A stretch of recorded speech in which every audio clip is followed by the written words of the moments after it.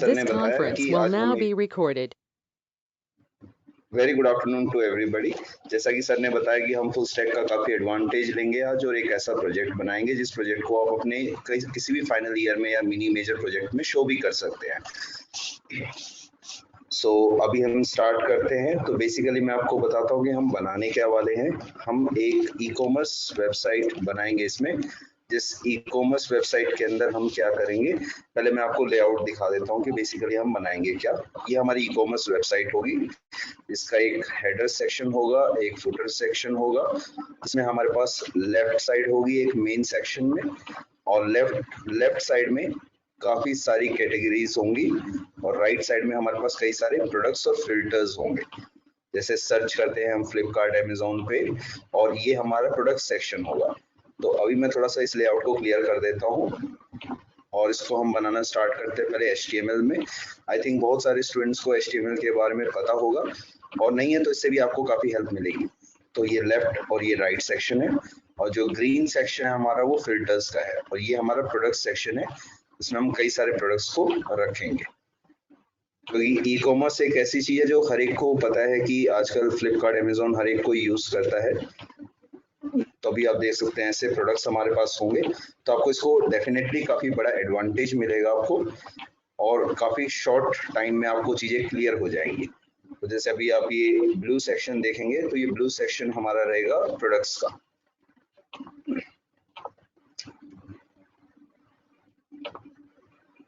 Okay, तो अभी इसका पूरा रिकॉर्डिंग है, सर से आप रिक्वेस्ट करके इसको ले सकते हैं, कोई प्रॉब्लम नहीं।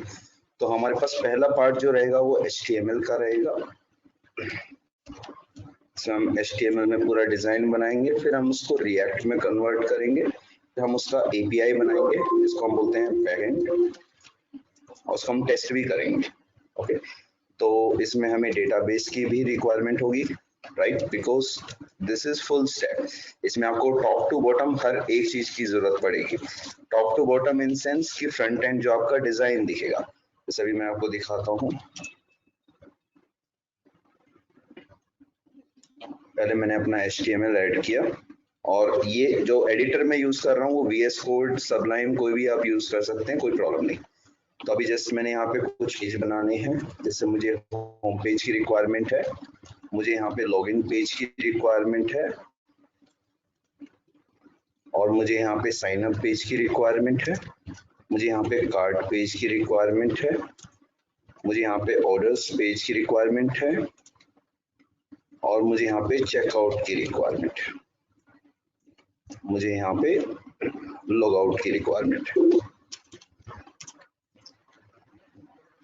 तो पहले हम इंडेक्स स्टार्ट करते हैं। इंडेक्स में हमने क्या किया कि हम एक CSS बनाएंगे फाइल जो कि डिजाइन के काम आती है। सॉरी, इसे रिनेम कर देते हैं CSS से। तो हमें पहले क्या करना है, फॉन्ट ऑसम को लिंक करना है, जो कि एक लाइब्रेरी है जिसमें हम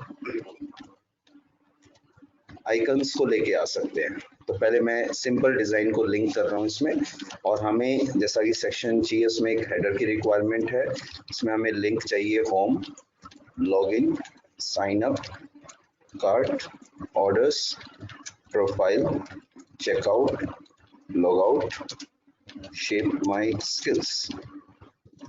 यहाँ पे हमने एक फुटर भी बनाया जिसमें हमने बोल दिया crafted by Shape My Skills, और एक मेन सेक्शन बनाया जिसमें हमने लेफ्ट और राइट भी बनाया। लेफ्ट में हमने क्या किया कि मेन है जिसमें काउंटिंग की प्रोडक्ट्स की होगी, मेन भी होंगे, विमेन भी होंगे, किड्स भी हैं, इसमें स्पोर्ट्स कैटेगरी भी है। इसमें सपोज हमारे पास 22 हैं, किड्स में हमारे पास 55 प्रोडक्ट्स हैं, स्पोर्ट्स में मान लीजिए 105 है। इस लेआउट को आप किसी भी चीज के लिए यूज कर सकते हो, लाइब्रेरी के लिए भी, किसी सॉफ्टवेयर के लिए भी, कोर्सेज को डिस्प्ले करने के लिए भी, किसी भी टाइप का आपका सॉफ्टवेयर उसमें ये पूरा फिट होगा। अभी जस्ट मैं इसका HTML बना रहा हूँ ताकि आपको आइडिया हो जाए कि बेसिकली हमारे पास क्या क्या रहेगा।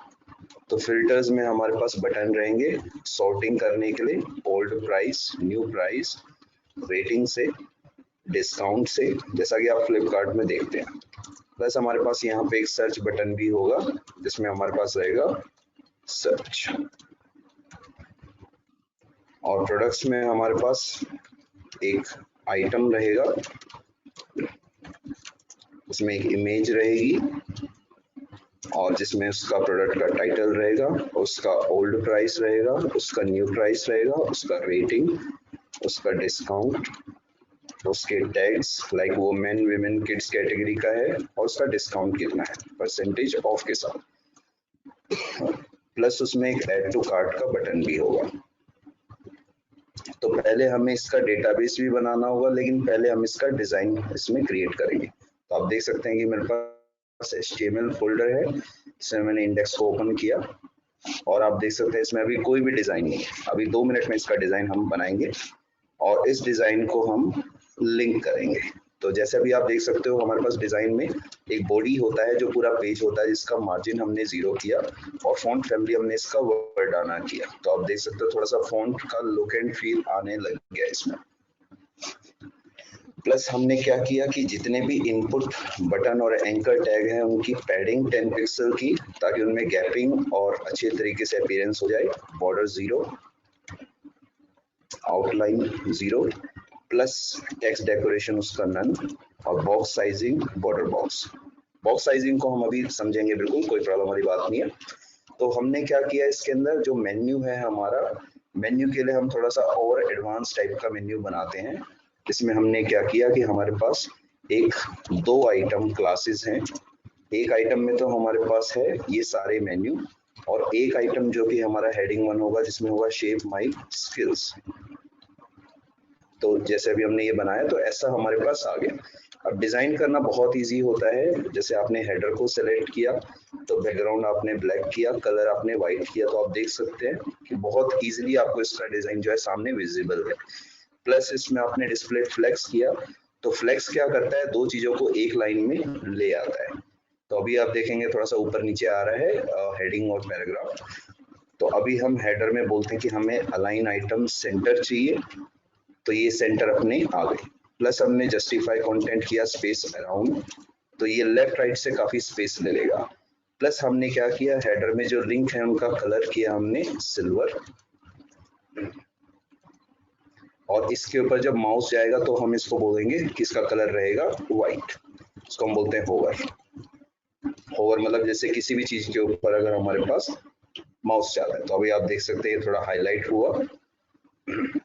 प्लस हमारे पास यहाँ पे एक फुटर भी था जिसमें हमने बोला कि बैकग्राउंड ब्लैक है, कलर व्हाइट है, प्लस टेक्स्ट लाइन जो है वो सेंटर है, राइट। तो अभी हमारे पास फुटर का भी डिजाइन आएगा। तो आप देख सकते हैं बहुत कम हाइट है इसमें, तो इसको हमें थोड़ा सा रिस्पॉन्सिव बनाना होता है क्योंकि कंपनीज जो है ज्यादातर रिस्पॉन्सिव को मांगती है। तो हमने इसे 10 और इसे भी 10 हाइट दी ताकि हमारे पास 20% जो है कवर हो जाए हेडर और फुटर से। Surely no problem. कोई भी आपके डाउट्स हैं, अगर आप इस पे कनेक्टेड रहते हैं तो आपको काफी ज्यादा चीजें हेल्प करने को मिलेंगी इसके अंदर, क्योंकि आपको कुछ चीजें क्लियर नहीं होंगी लेकिन आपको एक बेसिक पूरा आइडिया मिल जाएगा कि प्रोजेक्ट बनाना इतना मुश्किल काम नहीं है, बहुत इजी काम है। इसलिए इसको बिल्कुल ध्यान से आप देखना। हो सकता है स्पीड थोड़ी सी ज्यादा हो क्योंकि मैं चाहता हूँ पूरा प्रोजेक्ट इसके अंदर मैं आपको बना के दिखाऊं फुल स्टैक का, जिसके अंदर आपको काफी ज्यादा यूज हो जाए तो बेनिफिट रहेगा। अगर नेटवर्क इश्यू है तो कोई प्रॉब्लम वाली बात नहीं, बाद में आपको सब चीजें शेयर हो जाएंगी, उसकी कोई प्रॉब्लम नहीं है। बस आपको फोकस करना है इसके ऊपर। बाद में हम ट्राई करेंगे कि इसके ऊपर हम क्वेश्चंस को भी अटेम्प्ट करें और जो टाइम अगर बचेगा उसमें हम उसको पूरा ट्राई करेंगे। ठीक है, तो आप थोड़ा सा बने रहिए। हेडर में जो H1 है उसमें हमने मार्जिन 0 किया क्योंकि हेडिंग्स और पैराग्राफ में काफी ज्यादा गैप होता है। तो अभी आप देख सकते हैं थोड़ा सा हमारा शेप में आने लग गया पूरा वेबसाइट। प्लस हम इसमें जो हमारा मेन सेक्शन है उसको हमने हाइट दिया 80% ताकि पूरी स्क्रीन जो है बराबर बिल्कुल विजिबल हो और किसी भी तरीके से हमें प्रॉब्लम विजिबल ना हो इसमें। तो मेन सेक्शन में हमारे पास एक लेफ्ट क्लास है, इसकी विड्थ हमने 20% की। इसका मैं बैकग्राउंड देख लेता हूँ, ऑरेंज मैंने कर दिया ताकि आपको पता लग जाए लेफ्ट साइड है कौन सी। तो ये अभी लेफ्ट साइड है। राइट साइड के लिए भी मैंने क्या किया कि जो राइट साइड मैंने बनाई थी उसके लिए बैकग्राउंड मैंने स्लेट ब्लू किया। तो ये राइट साइड हमारी। तो इसे हमने क्या किया, दोनों को एक लाइन में डिस्प्ले करना है तो इसलिए हमने इसमें फ्लेक्स लगा दिया।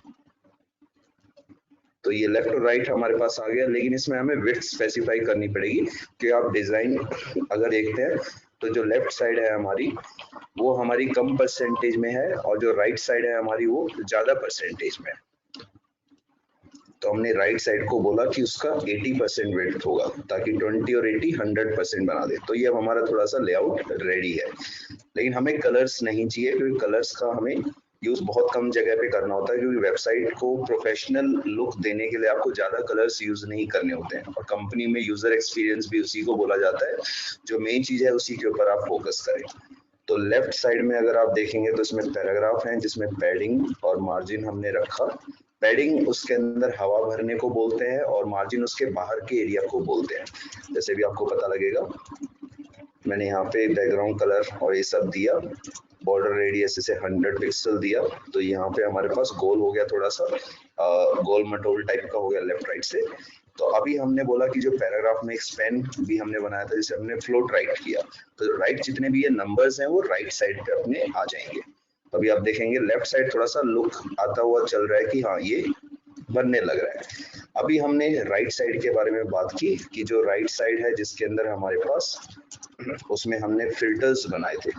फिल्टर्स में हमने क्या किया, पैडिंग 5 पिक्सल किया और डिस्प्ले फ्लेक्स किया।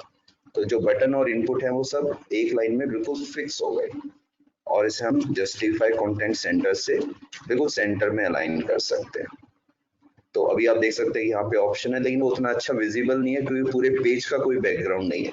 तो पूरे पेज का बैकग्राउंड में लगाता हूँ। फेवरेट तो वैसे टोमेटो है मेरा, लेकिन स्लेट ब्लू भी लगा सकते हैं, वो आपके ऊपर है, कोई भी कलर अच्छा लगेगा। तो अभी आप देख सकते हैं थोड़ा सा लुक एंड फील आने में इसमें आ गया है। हाँ, फर्स्ट कैरेक्टर को भी हम अपर केस कर सकते हैं। एक बहुत अच्छा क्वेश्चन आया है हर्षित से। तो हम जरा एक काम करते हैं कि जितने भी हमारे कैरेक्टर्स हैं उनको टेक्स्ट ट्रांसफॉर्म कैपिटलाइज कर देंगे तो हर एक चीज हमारी फर्स्ट लेटर कैपिटल हो जाएगा और इसमें हमें कोई जावा का स्ट्रिंग फंक्शन कुछ लगाने की जरूरत नहीं, बहुत इजीली काम हो गया। नहीं तो उसमें भी अपर केस और लोअर केस होता है। प्लस हमने बोला कि जो हमारा हेडिंग 1 है उसका फॉन्ट बहुत ज्यादा बोल्ड है, हमने उसे नॉर्मल किया। तो अभी हमने यहाँ पे नॉर्मल किया और ये बिल्कुल थोड़ा सा स्लीक हो गया। बाकी प्लस हम इसमें चाहते हैं कि इन चीजों को थोड़ा सा और अच्छा फॉन्ट दे, थोड़ा सा और स्लीक लगे, तो हमारे पास बहुत सारे फॉन्ट होते हैं। जैसे नोटपैड में मैं आपको दिखाता हूँ, मेरा एक पर्सनल फेवरेट फॉन्ट भी है इसमें, बैटमैन करके। तो फॉर्मेट में जैसे आप फॉन्ट में जाते हैं, हाँ फिल्टर का साइज भी हम इंक्रीज कर सकते हैं, कोई प्रॉब्लम नहीं। अभी फुल स्क्रीन होएगा तो कोई प्रॉब्लम वाली बात नहीं। तो जैसे अभी आप देख सकते हैं, आप अपने नोटपैड में ओपन कर सकते हैं इन सारे फॉन्ट्स को, जो भी आपके सिस्टम के फॉन्ट है वो सब चल जाएंगे। जैसे आपका अभी एक ही आ रहा है कर्सिव टाइप का फ्री स्टाइल स्क्रिप्ट, मैं इसको जस्ट कॉपी करूंगा और पूरे पेज के लिए मैं अप्लाई कर सकता हूँ। जैसे मैंने इसे अप्लाई किया तो क्या हुआ, पूरे पेज के लिए अप्लाई हो गया और आप देख सकते हो कितना मतलब सही स्टाइल में, मतलब मजे ही आ गए, बिल्कुल जबरदस्त एकदम। तो इसके लिए हम वर्डाना और कैलिब्री, मैं पर्सनली थोड़ा सा कैलिब्री और वर्डाना ज्यादा यूज करता हूँ कि उसमें विजिबिलिटी भी अच्छी रहती है और थोड़ा सा स्लीक लगता है, प्रोफेशनल लगती है वेबसाइट। कई बार आप लोगों ने भी देखा होगा कि वेबसाइट तो बना देते हैं लेकिन वो उतनी प्रोफेशनल नहीं लग पाती, ओरिजिनल वाली काफी अलग ही होती है। तो कोई बात नहीं। तो अब हमने बोला कि बटन पे अगर हम क्लिक करेंगे तो उसका बैकग्राउंड ब्लैक रहेगा, कलर उसका व्हाइट रहेगा। तो अभी तो नहीं आएगा किसी में भी, और यहाँ पे हमें सर्च भी सही है। अभी प्रोडक्ट्स की बात करते हैं कि जो हमारे राइट साइड में और लेफ्ट साइड में भी हमें देखना पड़ेगा कि हम इस पे जब एक्टिव लगाएंगे तो बैकग्राउंड इसका व्हाइट होगा, कलर ब्लैक होगा। तो एक बार जरा मैं आपको दिखाता हूँ कि आप अपने क्रोम को नॉर्मली कैसे यूज कर सकते हैं। तो जैसे देखते हैं अभी, तो जैसे सपोज में ये मेन है, इस पे लिखा हुआ, इस पे मैं राइट क्लिक करके इंस्पेक्ट करना चाहता हूँ। तो इंस्पेक्ट करने से क्या हुआ कि मैं इसका पूरा इंस्पेक्शन कर सकता हूँ, जितनी भी प्रॉपर्टीज है इसकी सारी टेस्ट कर सकता हूँ मैं बहुत आराम से। तो अभी जैसे मैंने क्या किया, इसे मोबाइल मोड में ओपन किया और मोबाइल मोड में मैंने बोला कि मैं इसको रिस्पॉन्सिव में चेक करूंगा, क्योंकि अभी मैं रिस्पॉन्सिव की क्यूरी लगाई नहीं है। तो मैंने इसे जैसे 1200 पे रख दिया ताकि मैं इसे देख भी सकूं साथ के साथ। तो अभी आप देख रहे हैं कि यहाँ पर जितनी भी चीजें हैं उन सबका एक कोड यहाँ पे विजिबल है। जिस पे भी आप माउस लेके जाएंगे उसके ऊपर सारी प्रॉपर्टीज ये हाईलाइट कर देगा, प्लस आप उसको इजीली फाइंड आउट कर सकते हो। अभी जैसे मैंने इस पैराग्राफ पे दिया, तो पैराग्राफ पे आप देख सकते हो कि लेफ्ट साइड में कुछ ऑरेंज कलर और ग्रीन कलर आ रहा है। क्योंकि वो ऑरेंज और ग्रीन जो है बेसिकली इसका बॉक्स मॉडल है। अभी आप देख सकते हैं इसमें मार्जिन कितना है, बॉर्डर कितना है, पैडिंग कितना है। तो पैडिंग आपको ग्रीन अंदर की तरफ दिख रहा है, मार्जिन आपको बाहर की तरफ दिख रहा है। तो अगर किसी को थोड़ा सा देखने में विजिबिलिटी में प्रॉब्लम हो रही है तो कोई प्रॉब्लम वाली बात नहीं, अभी फुल स्क्रीन आएगा तो ज्यादातर चीजें आपको क्लियर हो जाएंगी। तो जैसे अभी हमने क्या बोला कि यहाँ पे CLS में जाके इसमें एक एक्टिव क्लास ऐड की, तो आप देख सकते हैं कि एक्टिव क्लास ऐड होने से क्या हुआ, ये मेन जो है वो थोड़ा सा व्हाइट कलर में हो गया, और ये हमें रिमूव करेंगे तो क्या होगा, हाईलाइट होगा या फिर विजिबल नहीं होगा। तो ये चीज हमने लगाई। अभी अभी हम इसको रिफ्रेश करेंगे तो चेंजेस जो है वो रिकॉर्ड तो अभी हुए नहीं है। चेंजेस के लिए हमें हमें इसको पूरा फंक्शनल बनाना पड़ेगा। तो सपोज जैसे मैं मेन के राइट के अंदर प्रोडक्ट्स में जाता हूँ, तो यहाँ पे मैं बोलूंगा कि इसकी हाइट 70% होगी, प्लस इसके जो आइटम है जो कि हमारे प्रोडक्ट्स हैं उनकी वेट 15%, पैडिंग और मार्जिन 1%, बैकग्राउंड जो रहेगा अपना वो व्हाइट रहेगा। तो अभी जैसे हम देखते हैं तो एक थोड़ा सा विजिबल हमें ये लग गया, लेकिन इसमें हमें इमेज भी चाहिए। इमेज के लिए अभी हम लगा रहे हैं कि इमेज जो होगी वो 100 पिक्सल होती है और हाइट जो है 100 पिक्सल। तो लगाने के लिए हम कितना भी लगा सकते हैं, वो कोई प्रॉब्लम नहीं है, बट अभी हमें इमेज के बारे में कुछ नहीं पता है, इसलिए अभी हम थोड़ा सा प्लेस होल्डर टाइप से लगा रहे हैं। मैं इसे 180 भी लगा सकता हूँ और 180 करके मैं इसे बराबर कर सकता हूँ। तो 180 आप देख रहे हो जैसे एरिया से बाहर निकल रहा है, और कंपनी कभी भी रिकमेंड नहीं करती है कि आप कभी भी उसमें विड्थ और हाइट को दो, हाइट को कम से कम आप ना दो। अब जैसे मैंने 160 बाय 150 किया तो थोड़ा बहुत ठीक लग रहा है। तो इस आइटम के ऊपर मैंने क्या किया, रिलेटिव किया और बॉक्स शेडो इस पे लगाया, X axis, Y axis, distance और कलर। तो जैसे अभी हम यहाँ पे चलाते हैं इसे तो क्या होगा, थोड़ा सा शेडो आ जाएगा। एंड्रॉइड में इसको एलिवेशन बोलते हैं। तो आइटम में हमने बोला कि हमारे पास जो इंडेक्स HTML है उसके अंदर क्या क्या होगा, इसमें एक तो होगी हमारी रेटिंग, एक रहेगी क्लास डिस्काउंट।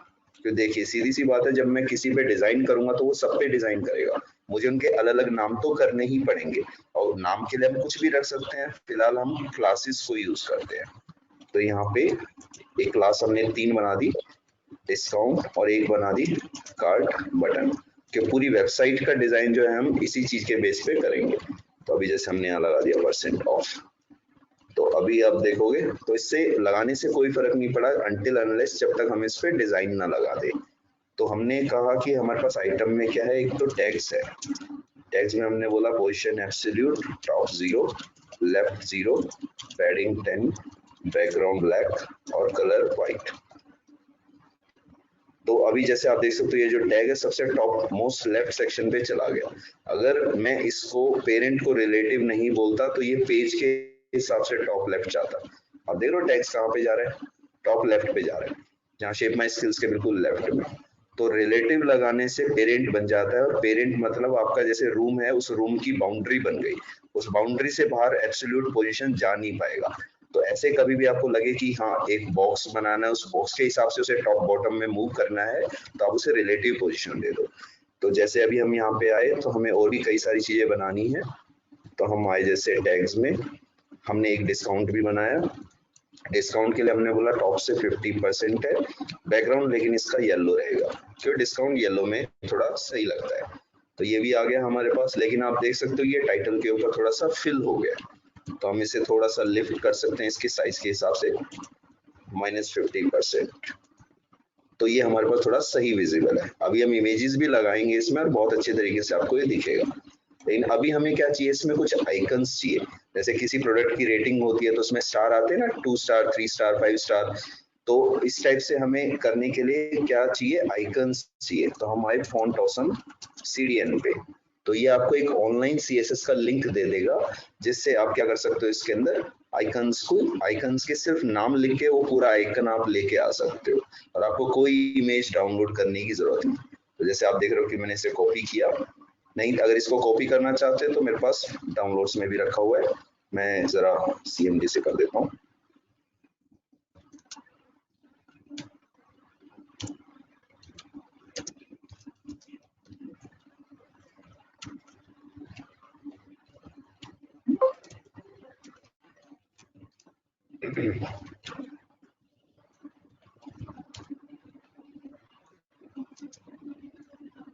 तो अभी आप देखेंगे तो HTML में आपको ओके मैं कॉपी ही कर लेता हूँ।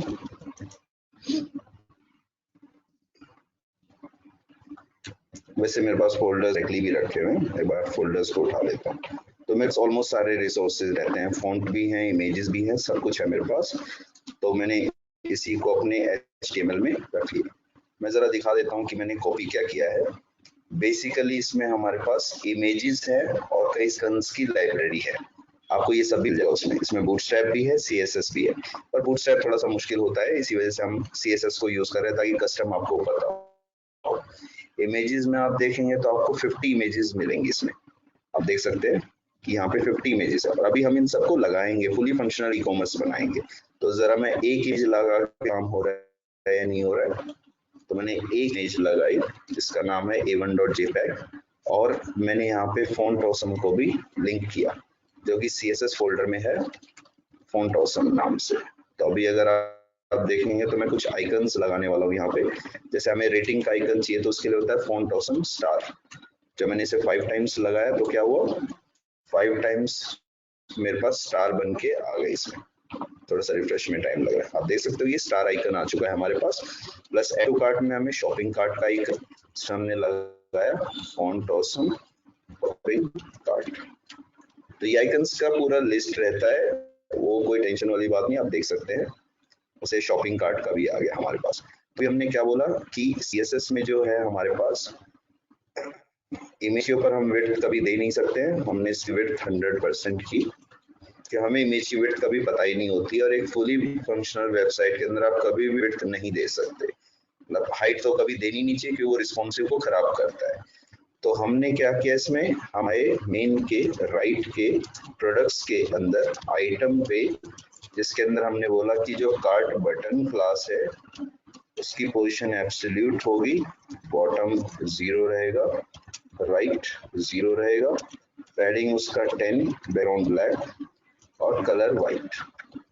तो अभी आप देख सकते हैं कि आपको जो एड टू कार्ट का आइकन है ये थोड़ा सा बॉटम में राइट पे दिखने लग जाएगा। तो अभी अपना डिजाइन रेडी है, लेकिन हमारे पास लॉगिन नहीं है तो एक लॉगिन को भी बना लेते हैं। तो इसी इंडेक्स मैंने सेव किया एज अ लॉगिन, फिर बाद में तो मुझे इसको एक कॉमन चीज में बनाना होगा। तो लॉगिन नाम से मैंने इसे बनाया और लॉगिन में हमें क्या चाहिए, लॉगिन में भी सेम डिजाइन आ गया। तो हमने क्या कहा कि नहीं, हमें मेन सेक्शन नहीं चाहिए, अभी हमें चाहिए एक कंटेनर जिसमें हम पूरा बनाएंगे मेन्यू। तो इसमें हमने क्या किया, एक फॉर्म बनाया, फॉर्म में हमने नाम रखा h3 login to Shape My login to stock. और यहाँ पे हमने क्या किया, एक रखा पैराग्राफ जिसमें हमने बोला ईमेल, एक हमने बोला पासवर्ड, एक हमने बोला, इसमें 2 इनपुट हो गए हमारे पास। इसमें प्लेस होल्डर है एंटर, ये नेम जिसका है ये, और इसे क्लोज कर दिया। प्लस हम इसको थोड़ा सा और अच्छा बना सकते हैं, हमने यहाँ पे इसमें एक फॉर्म फ्लेक्स क्लास बनाई या फॉर्म ग्रुप क्लास बनाई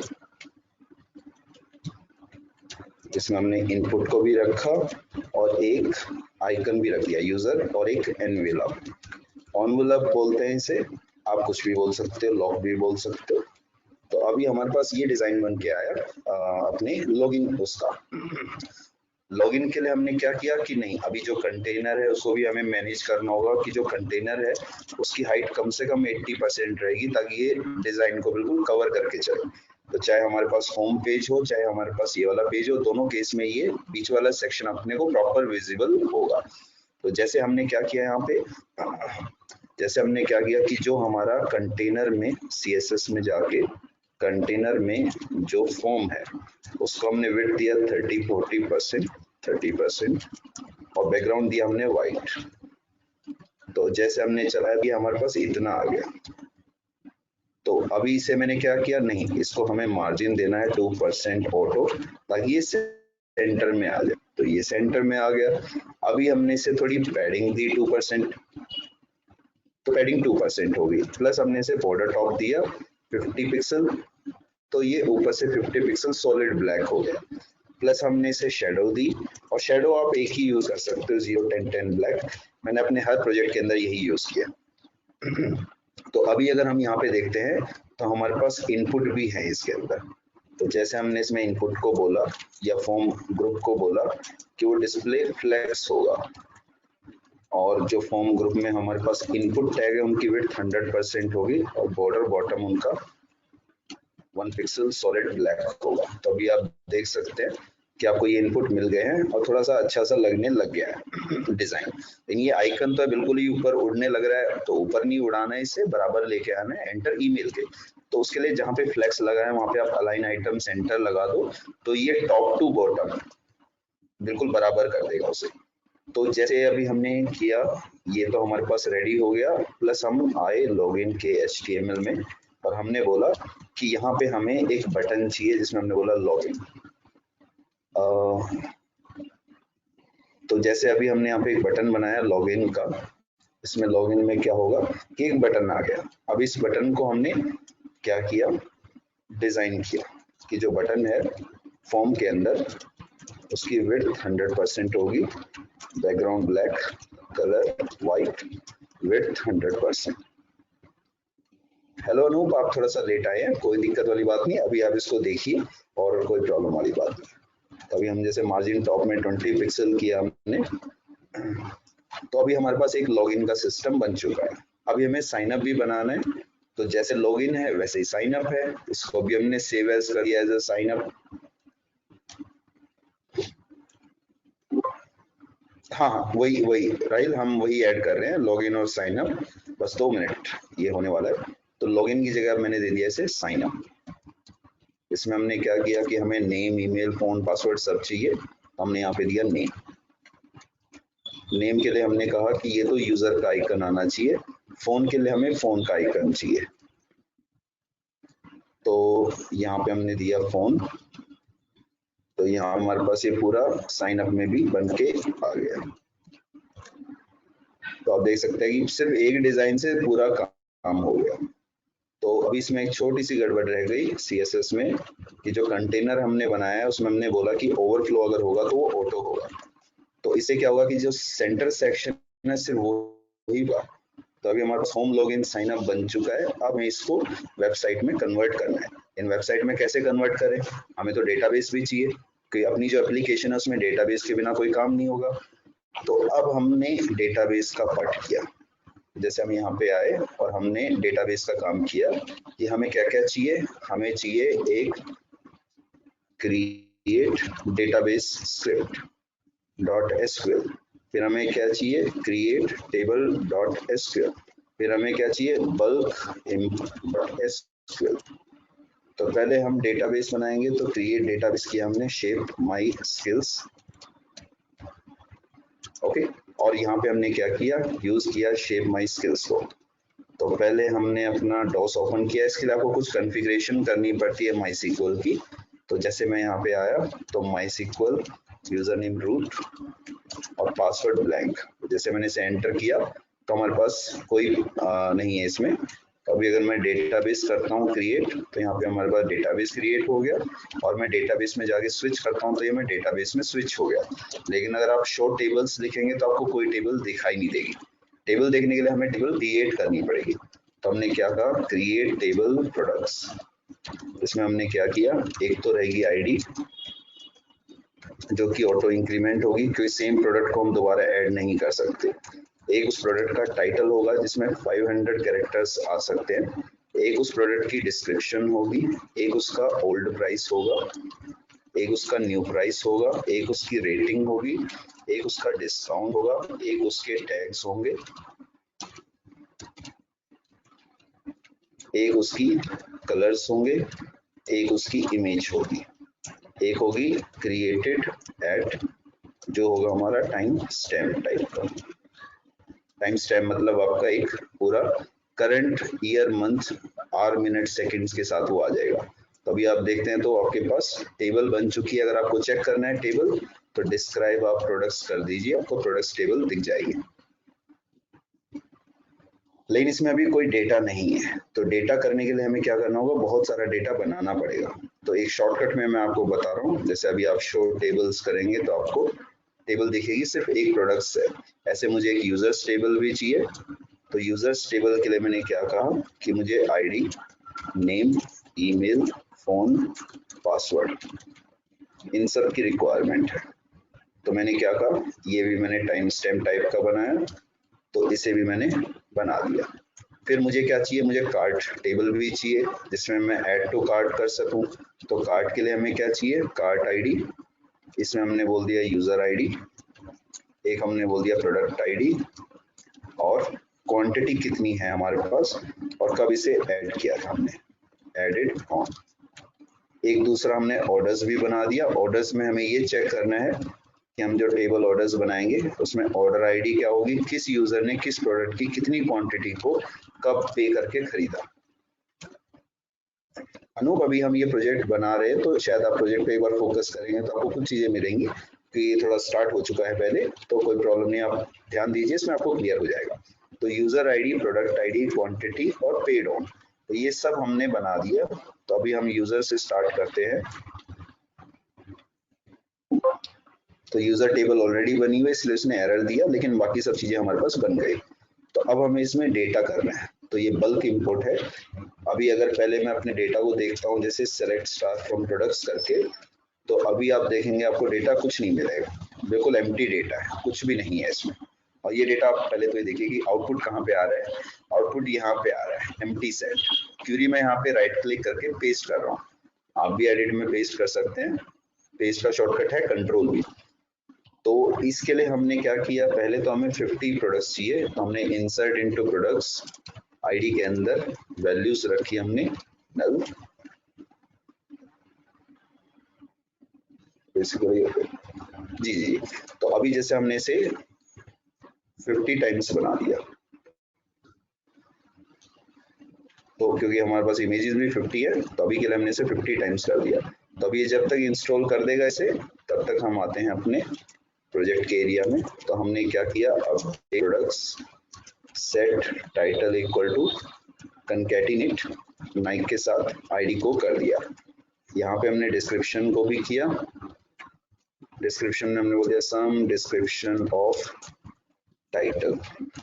उसके बाद हमने ओल्ड प्राइस को भी ऐड किया, कोई भी रैंडम नंबर हमने यहाँ पे लगा दिया। एक रियल टाइम में आप ऐसा डेटा नहीं लेंगे, लेकिन सिर्फ समझने के लिए हम इसको थोड़ा कम प्राइस दे देते हैं। रेटिंग में हम आए, रेटिंग में हमने इसे 5 स्टार दे दिया, क्योंकि 5 स्टार से ज्यादा रेटिंग होती नहीं है। डिस्काउंट के लिए हमने 55% डिस्काउंट दे दिया। टैग्स में हमने इसे मेन वैल्यू दे दी, और कलर्स में हमने दे दिया कि ये रेड, सिल्वर और ब्लू में अवेलेबल है। इमेज में हमने लगा दिया कि हमारे पास कंकैटिनेट होगा img फोल्डर में a1.jpg अप टू 50, लेकिन ये 1 रहेगा डायनेमिक, तो इसमें हमने आईडी को ज्वाइन कर दिया। तो पहले मैं इतना डेटा लगा देता हूँ ताकि आपको डेटा पता लग जाए कि कितना डेटा आया है। और ये आपका 50 प्रोडक्ट्स का डेटा रेडी है, ये देखिए। अब डेटा 50 है तो टाइम लगाएगा थोड़ा सा, लेकिन कोई प्रॉब्लम नहीं।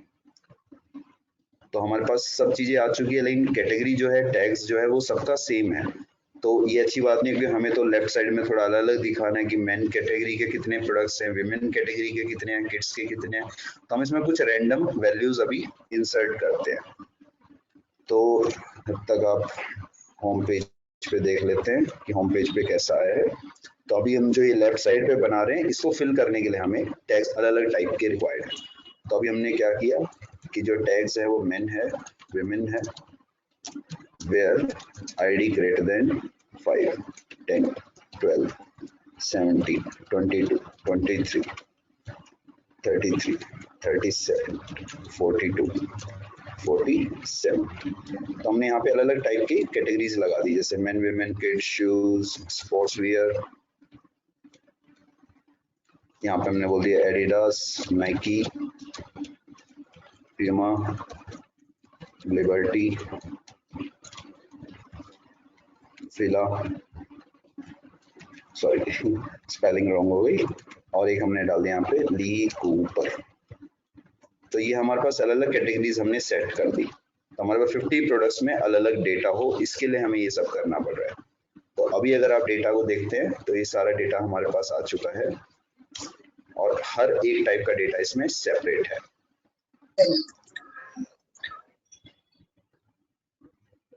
तो जैसे अभी हम इसमें जाएंगे तो तो अभी हमें क्या करना होगा, इस पूरे डेटा को कनेक्ट करना होगा रिएक्ट के थ्रू, कि जो अभी हम एप्लीकेशन बनाएंगे ई कॉमर्स की वो बनाएंगे रिएक्ट के अंदर।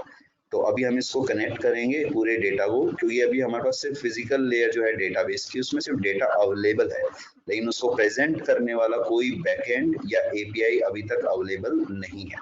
तो जैसे अभी मैं यहाँ पे बोल देता हूँ कि मुझे सारे के सारे प्रोडक्ट्स दिखाओ, सारे प्रोडक्ट्स में से टैग्स दिखाओ, तो ये मुझे सारे टैग्स दिखा देगा, लेकिन प्रॉब्लम क्या है, सारे टैग रिपीटेड आएंगे। अभी आप देख सकते हो सेम ही टैग कई बार रिपीट हो रहा है, जबकि मुझे यूनिक वैल्यू चाहिए। तो हमने, अगर आपने एसक्यूएल पढ़ा है तो यहाँ पे ग्रुप बाय होता है टैग्स, ग्रुप बाय जो भी कॉलम का नाम आप लिखोगे तो आपको सारे टैग्स में से जो यूनिक है सिर्फ वही आएंगे।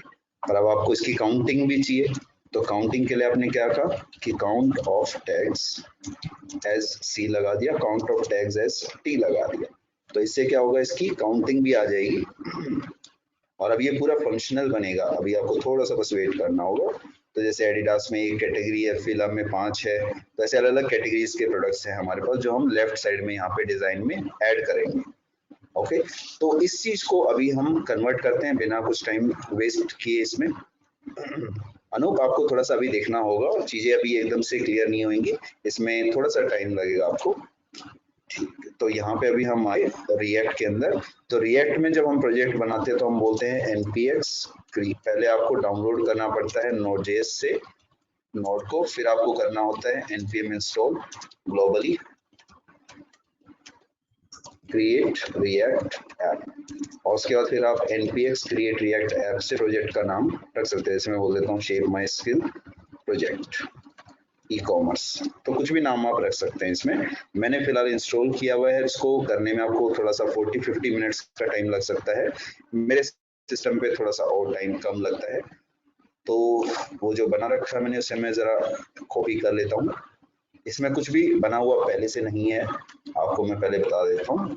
सब कुछ चीजें इसमें बिल्कुल स्टार्टिंग से चलेंगी, बस जो हमारा HTML हमने बनाया उस पूरे HTML को भी हम रिएक्ट में कन्वर्ट करेंगे। बिना डेटा के हम ये काम नहीं कर पाएंगे, तो हमें डेटा रिक्वायर्ड है। तो पहले मैं यहाँ पे जाता हूँ CMD में और मैंने इसे npm स्टार्ट किया। तो npm स्टार्ट करने से क्या होगा कि ये प्रोजेक्ट हमारा स्टार्ट हो जाएगा और 3000 पोर्ट पे हमें विजिबल हो जाएगा। तो अभी जरा मैं इस पूरे प्रोजेक्ट में SRC को अगर ऐड करता हूँ तो अभी दिखाऊंगा मैं आपको कि हमारे पास HTML भी है और CSS भी है, बस जो हमें चाहिए वो डेटा चाहिए। तो डेटा को भी हमें कनेक्ट करना है, डेटा के लिए भी हम देखेंगे। डेटा को मैंने ऑलरेडी कनेक्ट किया हुआ है इसके अंदर, अगर आप देखेंगे 50 इमेजेस भी है और यहाँ पे प्रोडक्ट्स और टैग्स भी है। अभी हम कनेक्ट करेंगे इसे थोड़ी देर में, बस एक बार ये प्रोजेक्ट स्टार्ट हो जाए, तब तक मैं डाटाबेस को क्लोज कर देता हूँ और यहाँ पे हमारा प्रोजेक्ट स्टार्ट करने का वेट करते हैं। तब तक हम इसका कन्वर्जन कर लेते हैं, कन्वर्जन इन सेंस कि जो हमारा index.js होता है रिएक्ट का, उसके अंदर हमने बोला शेप माई स्किल्स, एक प्रोजेक्ट है, एक खुद का मैंने टैग बनाया, इसको हमने बोला इसी फोल्डर से मैं इसे इंपोर्ट करूं। तो शेप माई स्किल्स .jsx मैंने बनाया और इसको मैंने इंपोर्ट किया रिएक्ट, क्योंकि मैं HTML के साथ जावास्क्रिप्ट भी लिखने वाला हूँ, और इसे मैंने ऐप बना दिया और फाइल से बाहर भी अवेलेबल करवा दिया और रिटर्न किया हमने h1 welcome shape My Skills. तो अभी जैसे ये हमारा चलेगा तो हम इसमें फिर चीजों को कन्वर्ट करेंगे। तो मैं एक HTML भी ओपन कर लेता हूँ अपना, क्योंकि उसकी जरूरत पड़ेगी हमें। ठीक है, जस्ट अभी हम कन्वर्ट करने वाले हैं, एक बार सर्वर स्टार्ट हो जाए।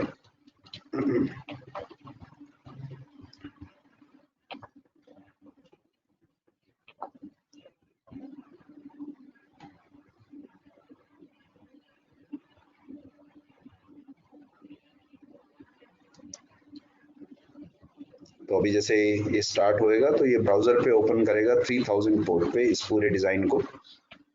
इसमें डिजाइन अभी नहीं है तो अभी वेट करना पड़ेगा आपको, कि अगर मैं यहाँ पे लोकल होस्ट 3000 लिखता हूँ तो अभी मुझे कुछ विजिबल नहीं होगा, क्योंकि मेरा सर्वर स्टार्ट नहीं हुआ है।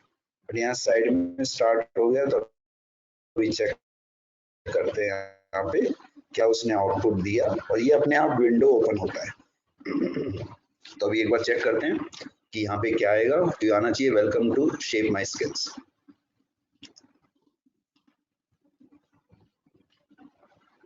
तो बस थोड़ा सा वेट करना पड़ेगा, 2-3 मिनट का।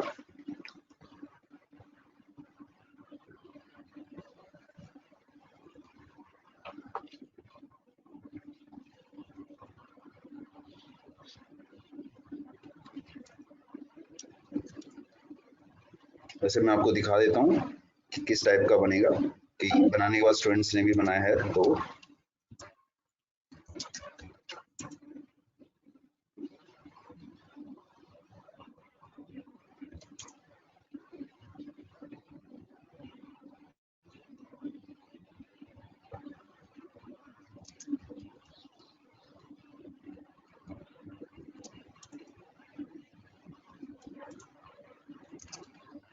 सभी होने वाला स्टार्ट ये। हाँ, तब तक कोई पूछना चाहे तो पूछ सकता है कोई। बाकी एक बार ओपन हो जाएगा तो फिर हम इसे देख लेंगे। मैं स्टार्टिंग से नहीं चाहता था कि आपको कुछ बना बनाया मैं दिखाऊं, इसलिए मैंने इसको पूरे को भी बनाया है, ताकि आपको काफी हद तक आइडिया मिल जाए कि प्रोजेक्ट बनाने में ज्यादा टाइम नहीं लगता है। अगर आप चीजों को अच्छे तरीके से कर लेंगे तो कोई प्रॉब्लम नहीं आएगी। तो अभी देखते हैं इसे एक बार। स्टार्ट हो चुका है एक बार।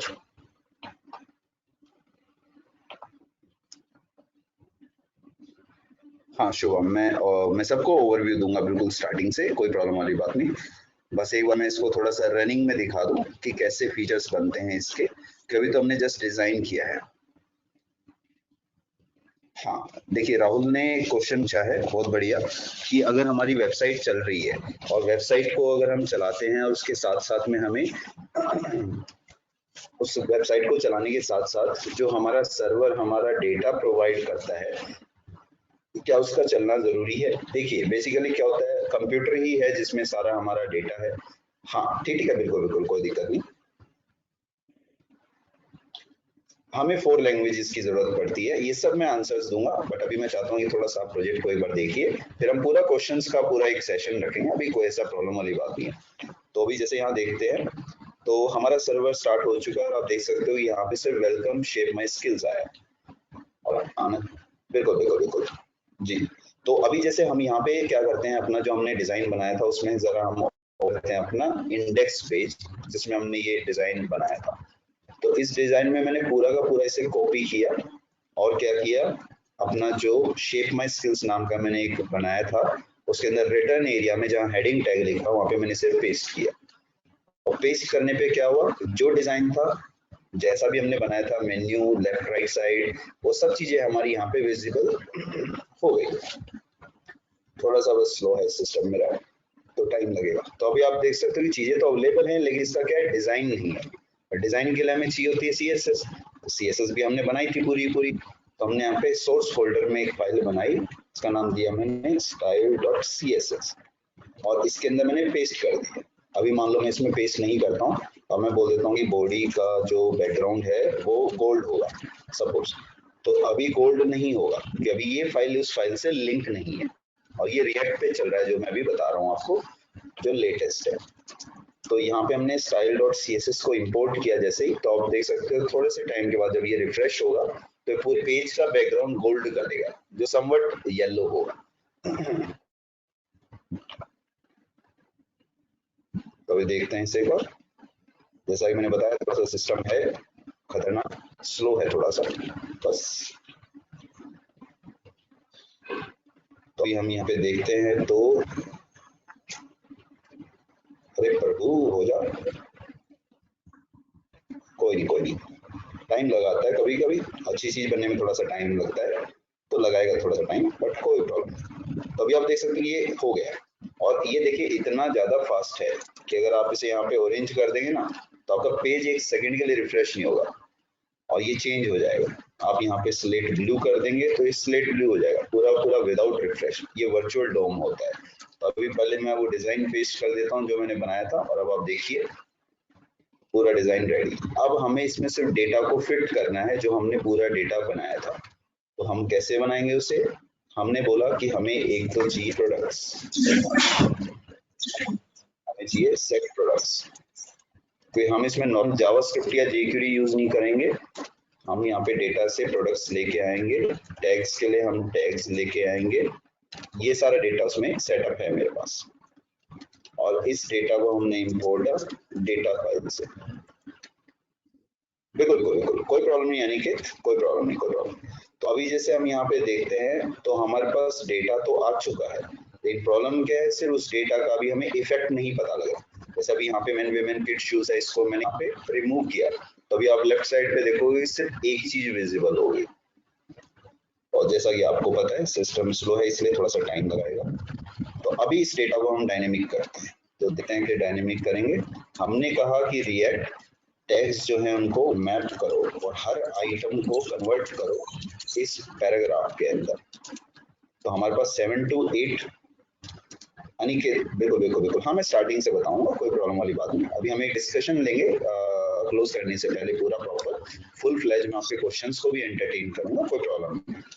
तो अभी आप देखोगे तो लेफ्ट साइड में अभी तो सिर्फ आप एंजॉय करो कि बहुत अच्छा कुछ चल रहा है, डिजाइन वगैरह हो रहा है, प्रोजेक्ट के बारे में कैसे पता लग रहा है, ठीक है ना। तो वो तो चीजें तो हम डिस्कस करेंगे, मुझे भी पता है गोली की स्पीड से मैं करवा रहा हूँ, तो चीजें तो बिना डिस्कशन के कैसे बात होगी, है ना।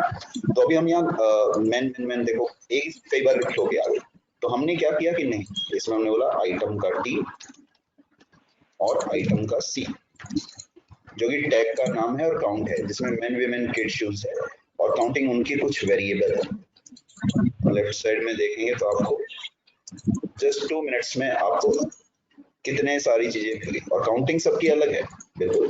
बस हमने बोला कि इस क्लास का, इसमें हमने एक क्लास बनाई थी एक्टिव, जिसमें अगर ये आइटम का टी बराबर है किसके, टैग नेम के, तो इसे एक्टिव क्लास है, और यहाँ पे मैंने यूज किया है टर्नरी ऑपरेटर। तो और ऑन क्लिक पे हमने बोला कि ये सेट टैग नेम करेगा इसी टी का, आइटम के टी का। अभी देखते हैं एक बार ये क्या कर दिया मैंने, तो नेम सेट टैग नेम, और इसमें वैल्यू मैंने इनिशियली कुछ भी नहीं रखी। अगर मैं मैन रखता हूँ तो स्टार्टिंग में मैन को विजिबल करेगा, मैन को मतलब हाईलाइट कर देगा। तो अभी जैसे हम देखते हैं थोड़ा सा सिस्टम लगेगा, ठीक है।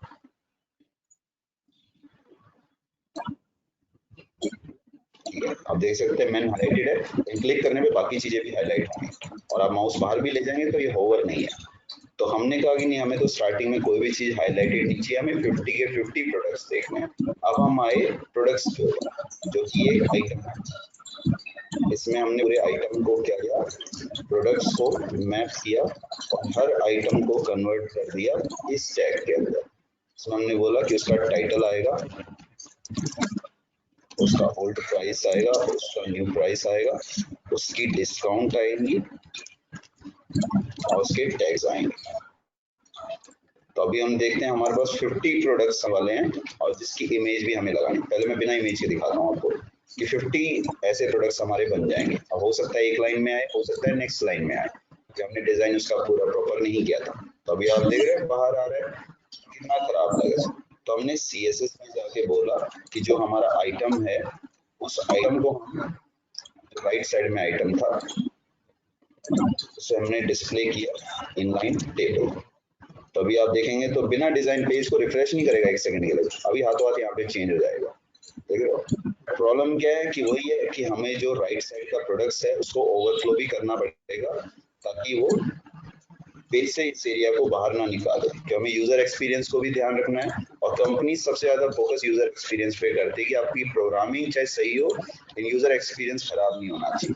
तब देख सकते हो कि फिल्टर्स प्रॉपर विजिबल है, लेफ्ट साइड पूरी विजिबल है, और प्रोडक्ट सिर्फ इस एरिया में स्क्रॉल कर रहे हैं। लेकिन अभी बिना इमेजेस के तो कोई भी वेबसाइट अच्छी लगती नहीं है। तो हमने बोला कि नहीं, हमें इमेजेस भी चाहिए। तो इमेजेस के लिए हमने बोला कि ये जो इमेज है ये डायरेक्टली लोड नहीं होगी ऐसे, इसके लिए हमें इसको इंक्लूड करना पड़ेगा करंट फोल्डर से। तो करंट फोल्डर में इमेज नाम का एक फोल्डर है, तो कोई टेंशन वाली बात नहीं। अभी यहाँ पे हमारे पास कई सारी इमेजेस है, पहली इमेज ये है, दूसरी तीसरी। तो अभी यहाँ पे अभी विजिबल होएगा, थोड़ा सा टाइम लगा के, और यहाँ पे 50 प्रोडक्ट्स आपको बिल्कुल प्रॉपर तरीके से अभी विजिबल होते हुए दिखाई देंगे। बस 1 मिनट का टाइम और हो जाएगा।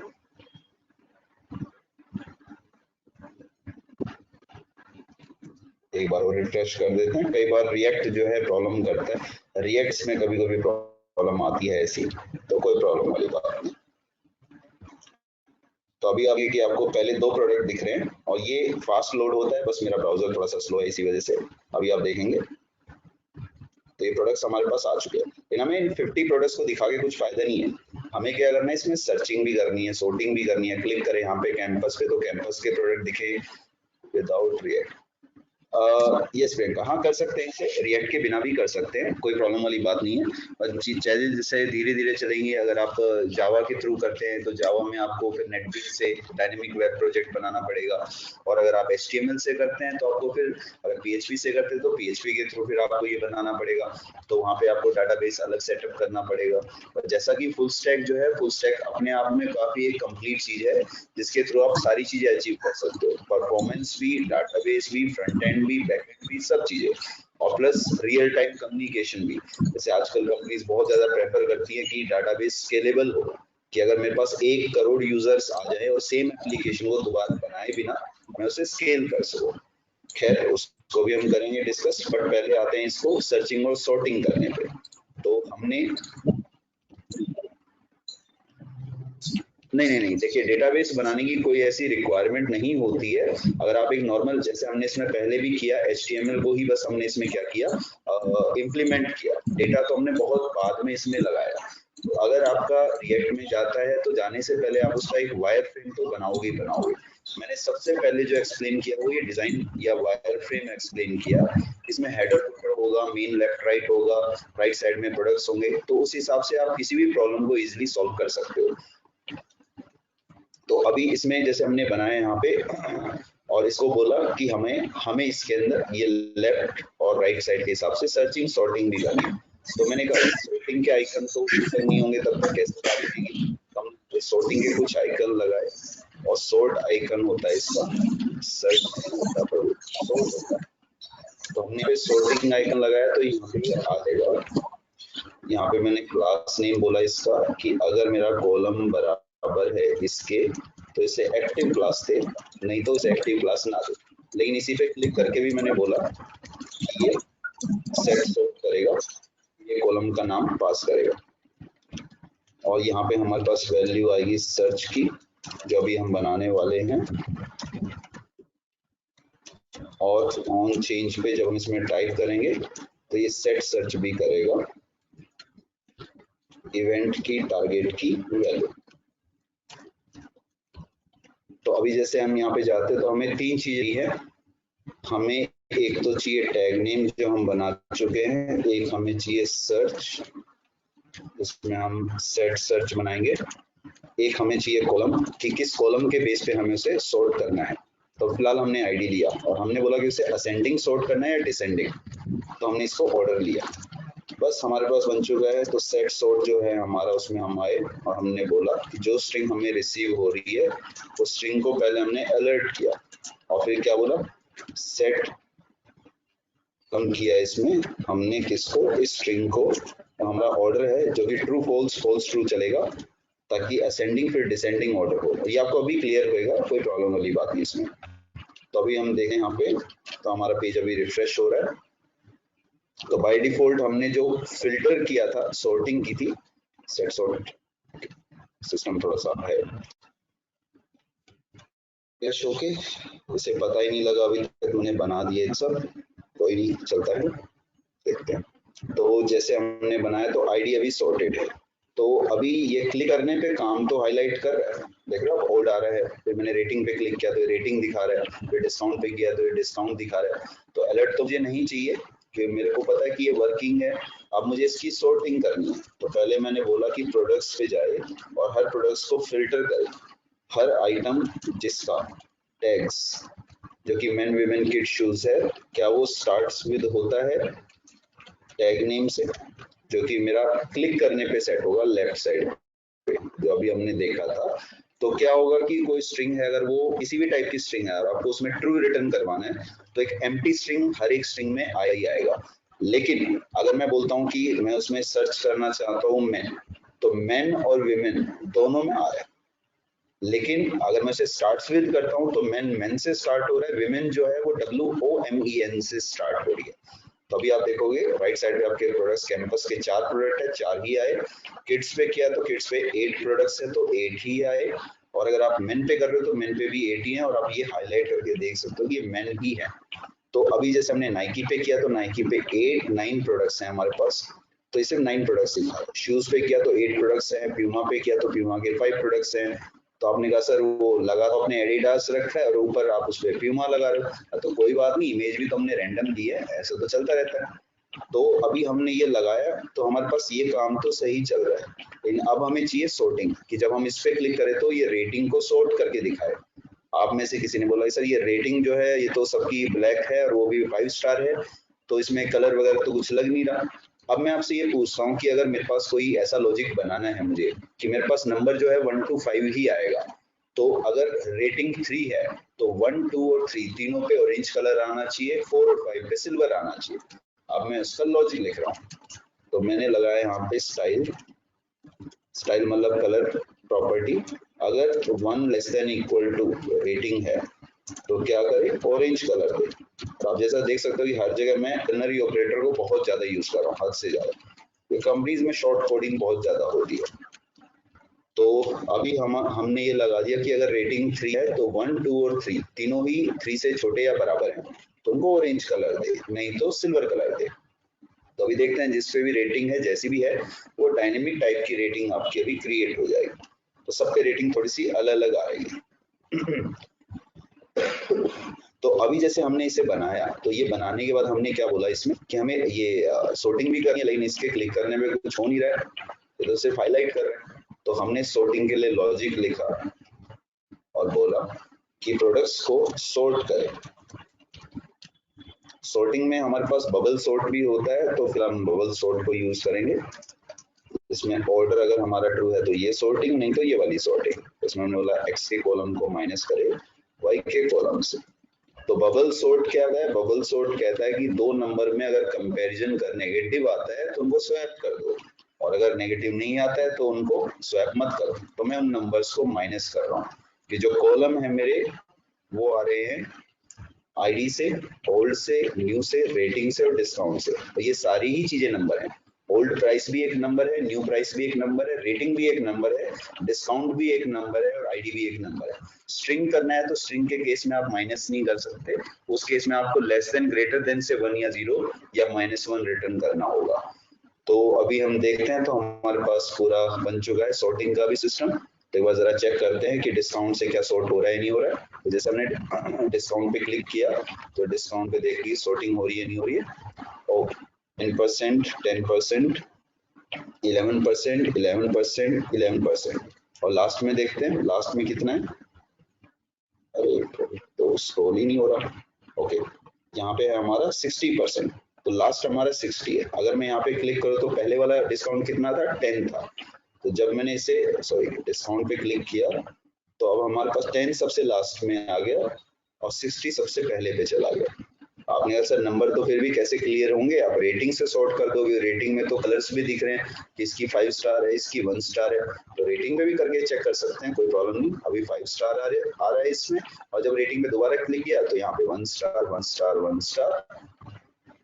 तो मतलब एक लाइन से आपका सॉर्टिंग का पूरा लॉजिक बन गया। जो सॉर्ट बाय रेलेवेंस आता है, प्राइस आता है, cheapest to lowest, lowest to cheapest, sorry cheapest to highest और हाईएस्ट टू लोवेस्ट, उस टाइप से जो आता है, तो वो भी इसमें आ गया हमारे पास। अब हमें सर्चिंग का कॉन्सेप्ट लगाना है। लेकिन कई कंपनी बोलते हैं कि आपको सर्चिंग कैसी करनी है, या कई इंटरव्यूअर भी ये पूछते हैं कि भाई आपने जो अपना प्रोजेक्ट बनाया उसमें क्या जो सर्चिंग है वो रिलेटिव है। तो रिलेटिव सर्च का मतलब ये है कि पूरे प्रोडक्ट में से आप कुछ भी लगा दो सर्च करने के लिए। आप चाहे उसे प्राइस के बेस पे सर्च करो या टाइटल के बेस पे, वो हर एक तरीके से सर्च में आना चाहिए। तो उसके लिए भी मैंने एक लॉजिक लगाया। तो ऑब्वियसली इसके लिए आपको एरे के थोड़े फंक्शंस पता होने चाहिए। तो हर आइटम जो कि एक ऑब्जेक्ट है उसकी मैंने वैल्यूज निकाली, उस वैल्यूज को मैंने एरे में कन्वर्ट करके स्ट्रिंग में कन्वर्ट किया, और उस स्ट्रिंग में मैंने इंक्लूड किया कि कहीं पे भी जो मैं टाइप कर रहा हूँ वो आ रहा हो तो उसे रिटर्न करे, और फिल्टर्ड प्रोडक्ट्स को ही ये सर्च करके दिखाए। तो जस्ट लास्ट 1 मिनट ये भी होने वाला है।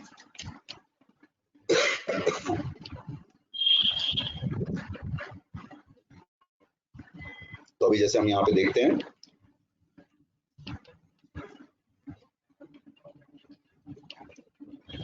तो जैसे अभी हमने यहाँ पे सर्च किया कि हमें सर्च करना है जैसे नाइकी 1, कि हमारे तो प्रोडक्ट सारे नाइकी 1 2 3 नाम से ही थे। तो अगर हमारे पास सर्च किया तो एकदम रियल टाइम में, ऐसा नहीं कि वो पूरा पेज रिफ्रेश कर रहा है, 15 मिनट तक उस पूरी वेबसाइट का वेट करना पड़ रहा है कि पता नहीं कब लोड होगी। और कंपनीज मतलब रिएक्ट एक ऐसी चीज है, बहुत बढ़िया चीज।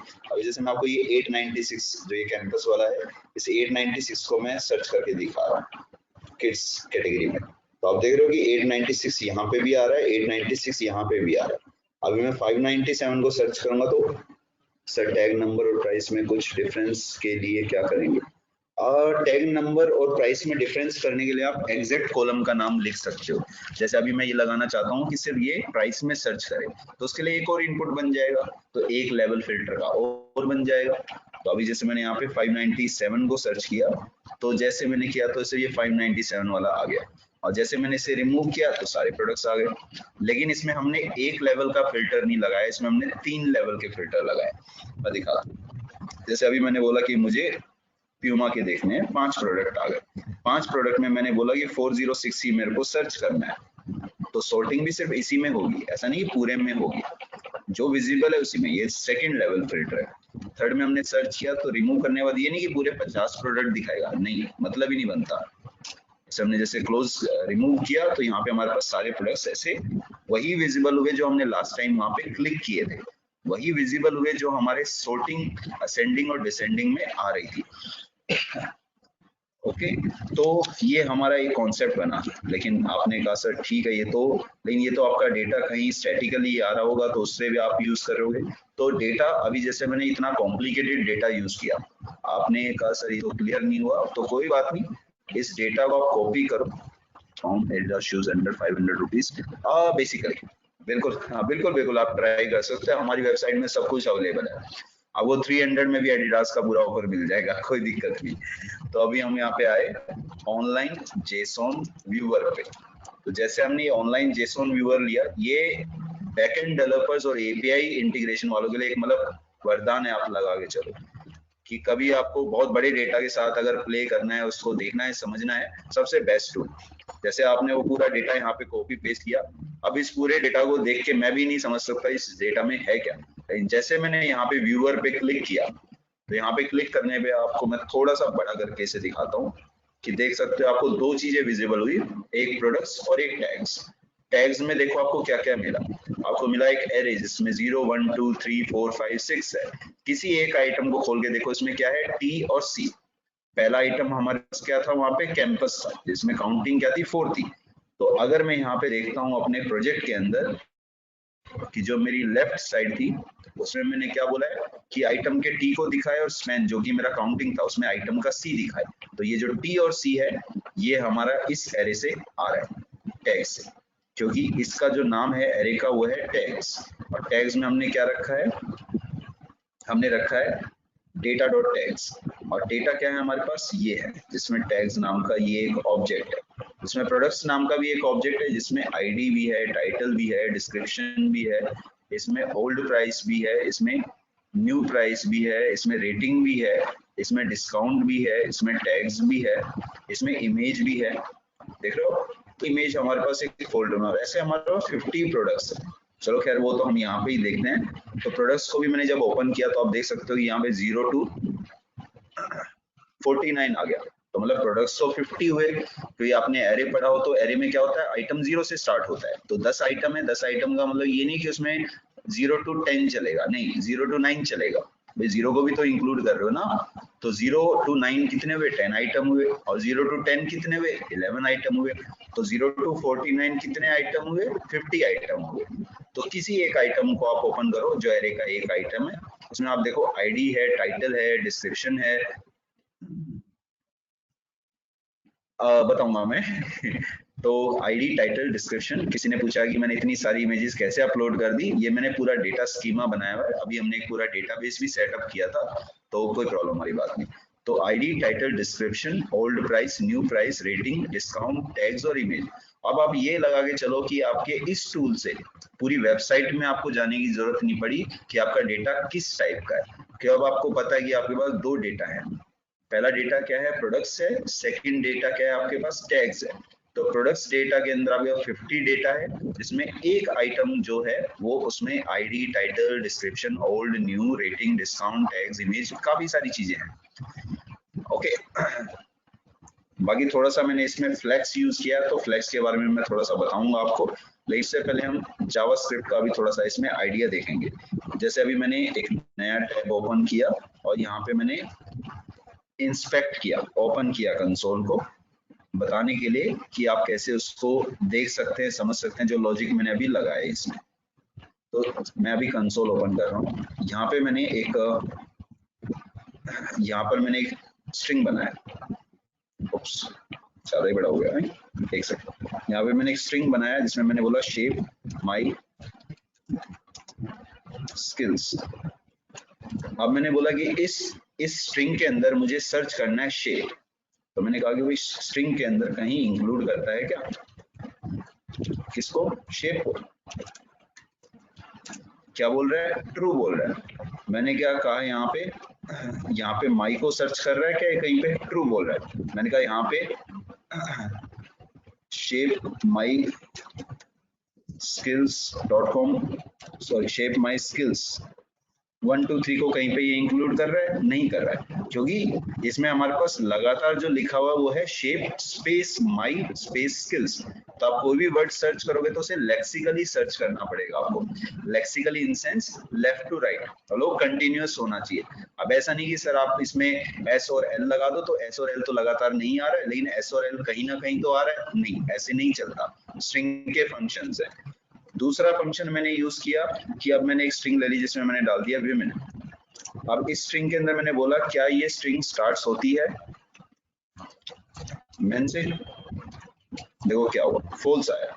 अभी मैंने यहाँ पे बोला विमेन से, तो विमेन से बोल रहा है ट्रू हो रही, तो जो विमेन वर्ड है वो विमेन से ही स्टार्ट हो रहा है, मेन से स्टार्ट नहीं हो रहा है, बिल्कुल सही बात है। लेकिन अगर इस स्ट्रिंग के अंदर मैं इंक्लूड से सर्च करता, इंक्लूड्स का मतलब क्या है कि वो कहीं पर भी उसको सर्च करता, चाहे वो स्टार्टिंग में होता है, बीच में होता है, बिल्कुल लास्ट में होता है, कहीं पे भी। तो अभी अगर मैं विमेन में मैन को सर्च कर रहा हूँ तो यहाँ पे ट्रू दे रहा है मुझे, क्योंकि कहीं ना कहीं ये वर्ड आ रहा है। लेकिन अगर मैं क्लिक करता तो मुझे मेन और विमेन दोनों दिखाई देते उसमें प्रोडक्ट्स के अंदर, इसलिए मैंने इसमें सिर्फ बोला कि स्टार्टिंग में चेक करो। तो स्टार्टिंग में क्या होगा, मेन के क्लिक करने पे सिर्फ मेन के प्रोडक्ट आएंगे, और विमेन पे क्लिक करेंगे तो विमेन के ही प्रोडक्ट्स आएंगे। ये मेरा दूसरा लॉजिक था। दूसरा स्ट्रिंग में मैं बोलता हूँ, एक सेकेंड, सपोज मैंने बोला यहाँ पे कि मेरे पास एक सेकेंड, हाँ, अब सपोज मान लीजिए मेरे पास एक स्ट्रिंग है जिसमें क्या है 1 2 3 4 5 6 7 8 9 0, ये 10 डिजिट का नंबर है, मैंने एक 9 डिजिट का रख दिया। एक मैंने नंबर रखा 88 00 55 88 71, और यहाँ पे मैंने बोला कि एक नंबर ये है जो कि एक वैलिड नंबर है। एक मैंने यहाँ पे कुछ 3 3 6 7 डिजिट का नंबर रखा। अभी मुझे ये बताओ आप, इनमें से एक वैलिड इंडियन फोन नंबर कौन सा है? इसमें से valid Indian phone number 9 digit का तो नहीं है, 10 डिजिट का फोन नंबर ही वैलिड है, और ये 6 डिजिट का, 6 है 7 डिजिट का ये नंबर है, तो ये नंबर भी बिल्कुल सही नहीं है और ये नंबर भी बिल्कुल सही नहीं है। तो हमारे पास क्या, किसी ने कुछ पूछा आई थिंक, तो इस स्ट्रिंग में से, ओके, सेकंड, वेरी गुड। तो कृतिश ने दिया है आंसर, बहुत बढ़िया। तो 8800 55 887, अरे बहुत अल्टीमेट नंबर है, तो 8800 तो मेरे को याद ही हो गया, 8800 55 887। एक्चुअली मुझे ये याद ही है नंबर, ये शेप माई स्किल्स का नंबर है हमारा। तो अभी जैसे यहाँ पे हम आए तो हमें ये वर्ड जो है ये निकालना है इसमें से, कि मतलब एक पूरी स्ट्रिंग है, कोई यूजर जो है किसी दूसरे यूजर को मैसेज कर रहा है फ्रीलांसिंग पे, और वहां पे वो चाहता है कि उसका सिर्फ फोन नंबर ही ये निकाले। तो फोन नंबर कैसे निकाले उसमें से, हाँ इजी है नंबर थोड़ा सा याद करने में, थैंक यू आपके कमेंट्स के लिए। तो अभी जो ये नंबर है, इस नंबर को मुझे निकालना है, और मुझे 6 7 डिजिट्स जो है वो इग्नोर करने हैं, मुझे 10 डिजिट इंडियन मोबाइल नंबर चाहिए। तो मैंने स्ट्रिंग में बोला कि मैच करो, तो मैच में क्या बोला मैंने कि मैं पैटर्न लगाऊंगा, ग्लोबली एक पैटर्न लगाया और बोला कि मुझे 0 to 9 दो, तो 0 to 9 में तो इसने सारे नंबर दे दिए मुझे। मैंने कहा नहीं, 0 to 9 के साथ साथ मुझे क्वांटिटी भी चाहिए। मैं 9 क्वांटिटी का नहीं, मुझे 10 क्वांटिटी का नंबर दो। तो कर्ली ब्रेसेस क्वांटिटी के लिए होता है। जैसे हमने दिया तो आंसर क्या है, शेप माई स्किल्स का नंबर है 8800558871। ओके, तो अब जैसे ये नंबर आया तो ऐसे ही हम कई सारी चीजें इसमें लगा सकते हैं। अब ये जो चीज आप देखोगे प्रोजेक्ट से रिलेटेड काफी ज्यादा उतनी रेलेवेंट है कि आपको समझ में भी आया काफी हद तक, और चीजें इसके अंदर थोड़ी क्लियर भी हो रही है। प्रोजेक्ट के अंदर जब आप चीजें यूज करते हो ना, प्रोजेक्ट में आपको काफी सारी चीजें लगानी पड़ती है, क्योंकि जो इम्प्लीमेंटेशन होता है कंपनीज में वो हर एक चीज का नहीं होता है, लेकिन जितनी चीजें उसमें रिक्वायर्ड होती है वो सब आपको पता होनी चाहिए। और वो ज्यादा नहीं होती, बहुत कम होती हैं, लेकिन होती अलग अलग टाइप से हैं, और वो आपके प्रैक्टिस और एग्जांपल से ही आपको ज्यादा क्लियर होती है, प्रैक्टिकल चीजों से। तो अभी जैसे हम यहाँ पे आते हैं, सपोज अभी मैंने बोला कि हमारे पास एक सेकंड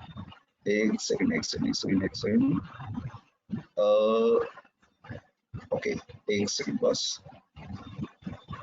हाँ, अब जैसे मैं बोलता हूँ कि मान लीजिए यहाँ पे मेरे पास एक स्ट्रिंग है, स्ट्रिंग में क्या है, abc.com है, ठीक है ना, या abc123 है।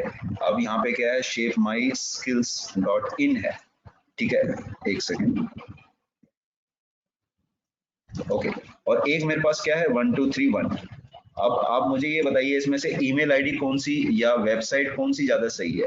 वेबसाइट तो ये वाली सही हुई, बाकी सारी तो वेबसाइट प्रॉपर वैलिड वेबसाइट नहीं है। अब आपको कोई बोले कि नहीं आपको वेबसाइट को चेक करना है इनपुट में टाइप करवाते समय, तो आप वहां पे कैसे वैलिडेशन लगाओगे। तो ये भी एक पैटर्न है, और इसमें वेबसाइट का नाम कुछ भी हो सकता है। तो उस वेबसाइट को आप कैसे फाइंड आउट करोगे एक स्ट्रिंग से, तो ये स्ट्रिंग का फंक्शन मैं एक बता रहा हूँ। स्ट्रिंग में आपने फिर से मैच लगाया, और आपने क्या बोला कि वेबसाइट का पैटर्न क्या है। वेबसाइट का पैटर्न ये है कि देखो इसमें डॉट आएगा, डॉट से पहले कुछ भी आ सकता है, डॉट के बाद कुछ भी आ सकता है। तो जब आपने ये लगाया तो डॉट से पहले और डॉट के बाद एक डिजिट इसने दिखाया, जबकि ये तो कई जगह पे आ गया। तो मैंने कहा नहीं, यहाँ पे डॉट ही कंफर्म आएगा, और डॉट से पहले जो चीज आएगी वो कितनी भी हो सकती है, डॉट के बाद जो आएगी वो भी कितनी भी हो सकती है। तो यहाँ पे देखो क्या आया, shapemyskills.in। तो ये जो आया हमारे पास, ये हमारे पास एक्चुअली पूरी वेबसाइट आई जो कि वैलिड वेबसाइट है। ऐसे हम कई सारे रेगुलर एक्सप्रेशन भी लगा सकते हैं, कई सारी चीजें लगा सकते हैं इसमें, और कोई प्रॉब्लम वाली बात नहीं, इसमें बिल्कुल आराम से हमारा चलेगा। तो धीरे धीरे पहले इस पे प्रैक्टिस करोगे आप, फिर उसके बाद धीरे धीरे उन चीजों पे करोगे, वो तो खैर आपको मिल जाएगा उसमें काफी हद तक। तो अभी जैसे मैं यहाँ पे आता हूँ वेबसाइट को छोड़ के, अभी हम अपना वेबसाइट चेक करते हैं। तो हमारे पास कई सारे और टूल्स होते हैं, जैसे हमारे पास एक पोस्टमैन होता है।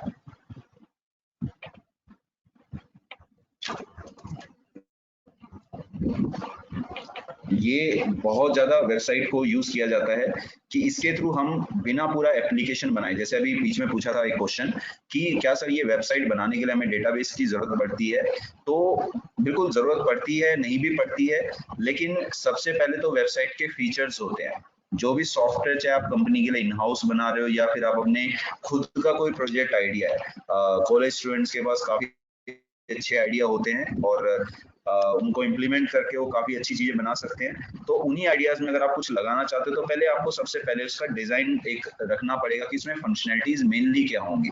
जैसे आप कुछ लोगों ने रिपोर्ट भी सबमिट की होंगी तो उनको पता होगा डीएफडी होता है, एक एसडीएलसी भी होता है, भगवान जाने क्यों इतनी सारी प्रोसेस होती है। लेकिन अगर आप उसे एक्चुअली में समझो तो आपको पता लगता है कि प्रॉब्लम स्टेटमेंट क्या है, रिक्वायरमेंट का एनालिसिस क्या होता है, कैसे आपने पता लगा कि ये सॉफ्टवेयर ही हमें रिक्वायर्ड है जबकि मार्केट में ऐसे कई सारे हैं।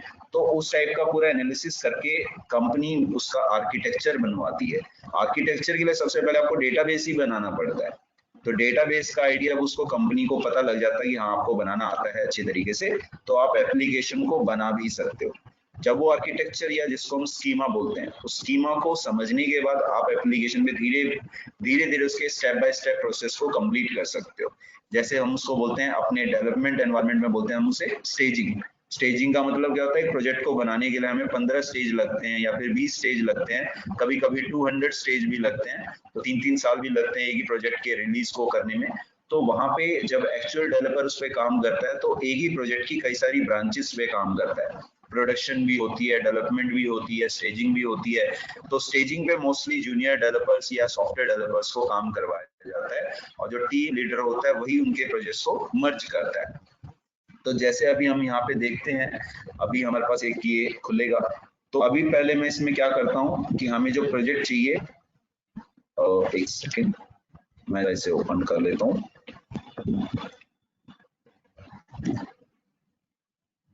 तो जिस फोल्डर लोकेशन में ये रखा हुआ है मैं उसको अभी ओपन कर रहा हूँ ताकि मैं उसमें सर्वर भी बना सकूं। कि अभी तक जो हम काम कर रहे थे वो बिना बैकएंड के कर रहे थे, अभी हमें बैकएंड की जरूरत है क्योंकि हमें डेटा चाहिए। तो अभी हम डेटा को टेस्ट भी करेंगे कि हमारा डेटा कैसे आ रहा है कैसे नहीं आ रहा है।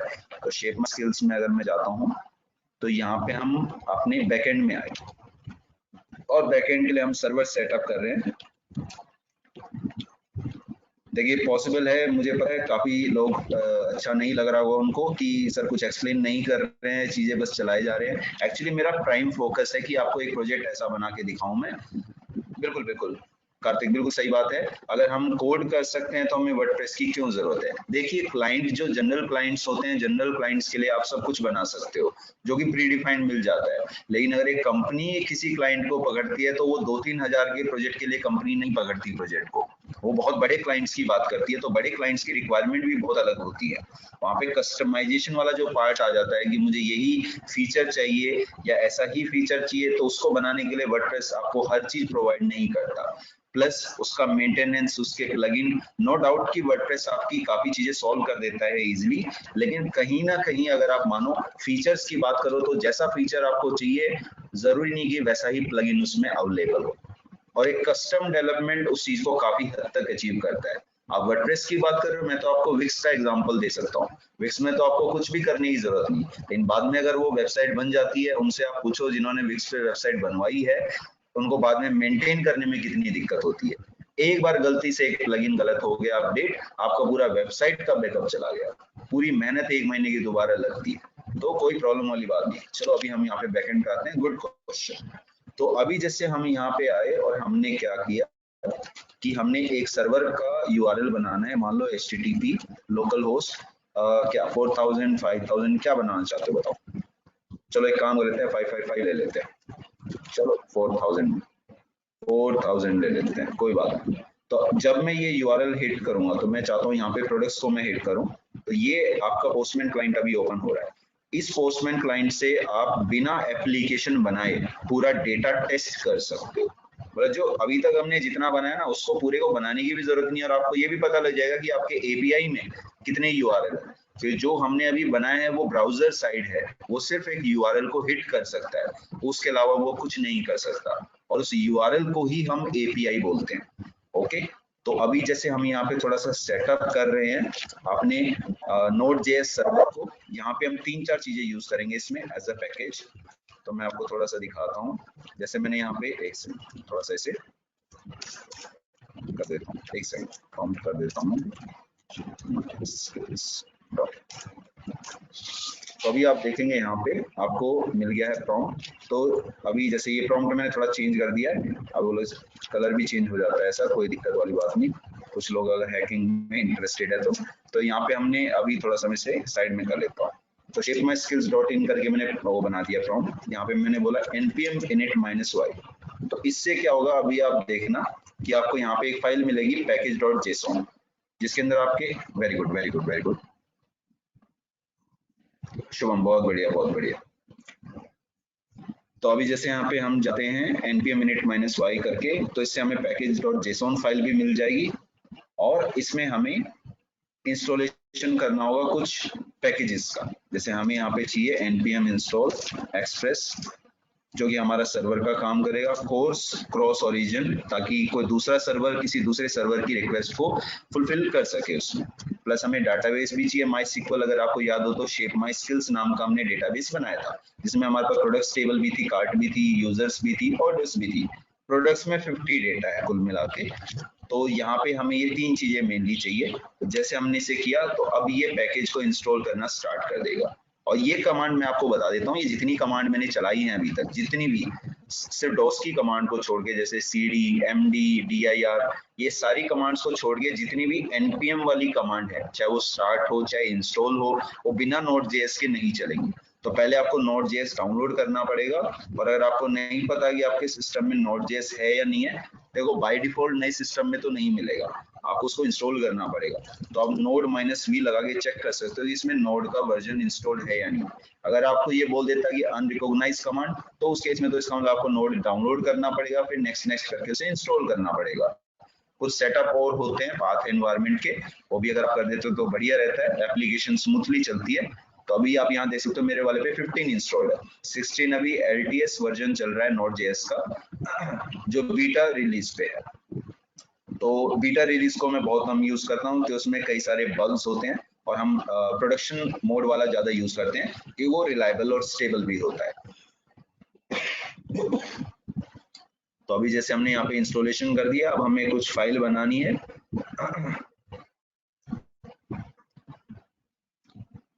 ताकि अभी मैं पोस्टमैन को भी ओपन कर देता हूँ। अरे प्रभु, ओपन नहीं होएगा आज में, सबको दिखाना भी है प्रोजेक्ट, अभी यही टाइम लगा देगा तो कैसे बनेगी। कोई नहीं, तब तक कोडिंग कर लेंगे, कोडिंग तो चले, कुछ तो चले, है कि? तो अभी हमारे पास, हम यहाँ पे आते हैं, चलाते हैं इसे, थोड़ा सा टाइम और लगेगा, सिस्टम थोड़ा सा स्लो है मेरा। होपफुली कुछ चीजें तो क्लियर हुई होंगी।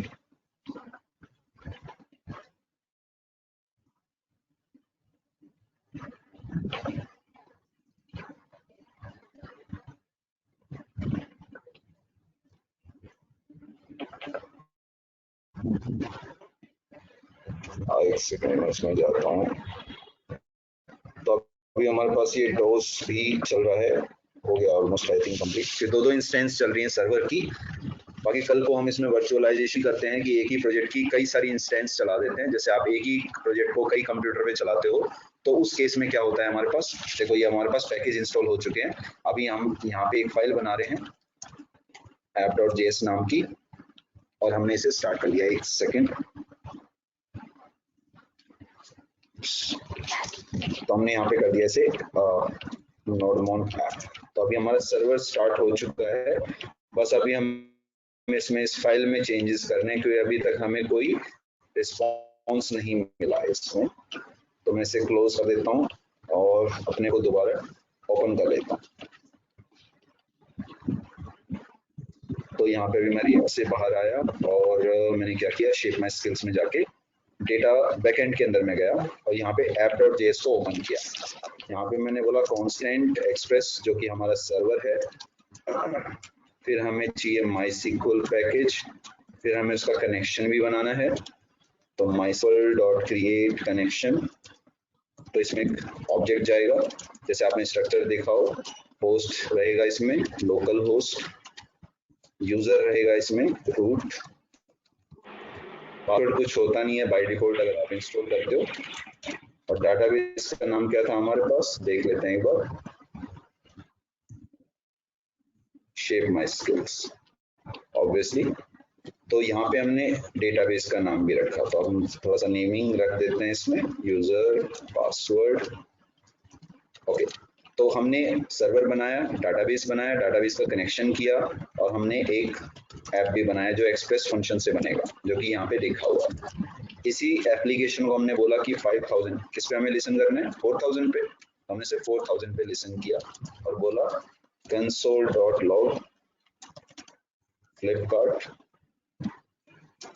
सर्वर, या फिर हम बोल देते हैं shape My Skills server started on port 4000 of localhost 4000 to see the output। तो ये अभी हमने एक अपना ले लिया। अभी हमने कहा कि अब वो URL को हिट करेगा तो उसका भी कुछ रिस्पॉन्स देना पड़ेगा हमें, और अगर हम प्रोडक्ट्स को हिट करेंगे तो उसका भी कोई रिस्पॉन्स देना पड़ेगा हमें, और जब URL में टैग्स की रिक्वेस्ट होगी तो उसका भी कोई रिस्पॉन्स देना पड़ेगा हमें। तो हमने कहा कि ठीक है, अगर यहाँ पे आता है तो यहाँ पे तो क्या करे, रिस्पॉन्स को सेंड करे, welcome to Shape My Skills server, hit /products and /tags to see relevant information। तो यहाँ पे हमने बोला कि हमारे पास जो क्यूरी चलेगी वो चलेगी सेलेक्ट स्टार फ्रॉम प्रोडक्ट्स कि हमने डाटाबेस और कनेक्शन का नाम दे दिया है। तो जब कनेक्शन पे क्यूरी चलेगी, कौन सी क्यूरी, एसक्यूएल, तो या तो ये एरर देगा या ये डेटा देगा। तो अगर एरर है तो एरर रिस्पॉन्स दे दे और नहीं तो ये डेटा को रिस्पॉन्स दे दे। सेम चीज हमने यहाँ पे लगाई और क्यूरी बोली हमने let SQL is equal to select tags as T, count of tags as C, from products group by tags। तो जब हमने ये क्यूरी लगाई तो अभी हम जरा हेड करके देखते हैं यहाँ पे। मैं ये लगता नहीं आज में ओपन हो जाएगा, तो मैं जरा इसको साइड में ओपन कर लेता हूँ, लोकल होस्ट 4000। तभी आप देखोगे यहाँ पे आना चाहिए हमें welcome to Shape My Skills server. क्या हुआ, हाँ आगे ना। तो अभी आप देख सकते हो यहाँ पे पूरा रिस्पॉन्स आ रहा है। अब यहीं पे मैंने एक प्रोडक्ट्स करके हिट किया, तो पे हिट करने पे क्या हुआ, देखो कुछ डेटा आया। इसी डेटा की मैं बात कर रहा था कि इस डेटा को हम प्रॉपर बना सकते हैं। अभी टैग्स पे हमने हिट किया तो टैग्स पे आप देखो आ रहा है ना टी, ये फिलहाल ली कूपर, ये सब बनाया था हमने। तो ये सारा डेटा है, इसको हम एपीआई बोलते हैं। तो इस एपीआई को अभी अपने को यूज करना है, लेकिन अभी ऐसे यूज नहीं कर पाएंगे। इसके लिए थोड़ा सा एक और स्टम करना पड़ता है हमें क्रॉस ओरिजिन का, क्योंकि बाय डिफॉल्ट जो ब्राउजर होता है वो किसी एक सर्वर से दूसरे सर्वर पे रिक्वेस्ट अलाउ ही नहीं करता। तो अभी हमने ये कर दिया। अब जरा हम इसको चेक करते हैं।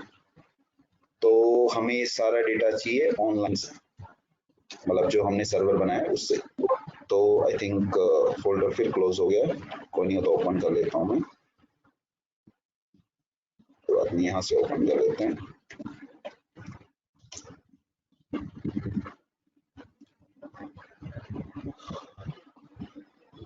हाँ वैसे हमें हाँ जरूरत पड़ सकती है, कई क्वेश्चन आने वाले हैं। तो ठीक है, आई थिंक हाँ ये हो गया ओपन अपने पास। तो अभी हम इसके अंदर जो है डेटा को हिट करवाएंगे उसी ऑनलाइन। अभी जो हमारे रिएक्ट में आ रहा है वो हमारा स्टैटिक डेटा का आ रहा है, जबकि हमने यहाँ पे फिला प्यूमा भी बनाया था। तो अभी हम उस डेटा को यहाँ पे हिट करवाएंगे। तो उसके लिए हमें ऑब्वियसली बात है, हमें शेप माई स्किल्स वाला ऐप ओपन करना पड़ेगा। रिएक्ट में हम आए और यहाँ पे हमने एसआरसी में जाके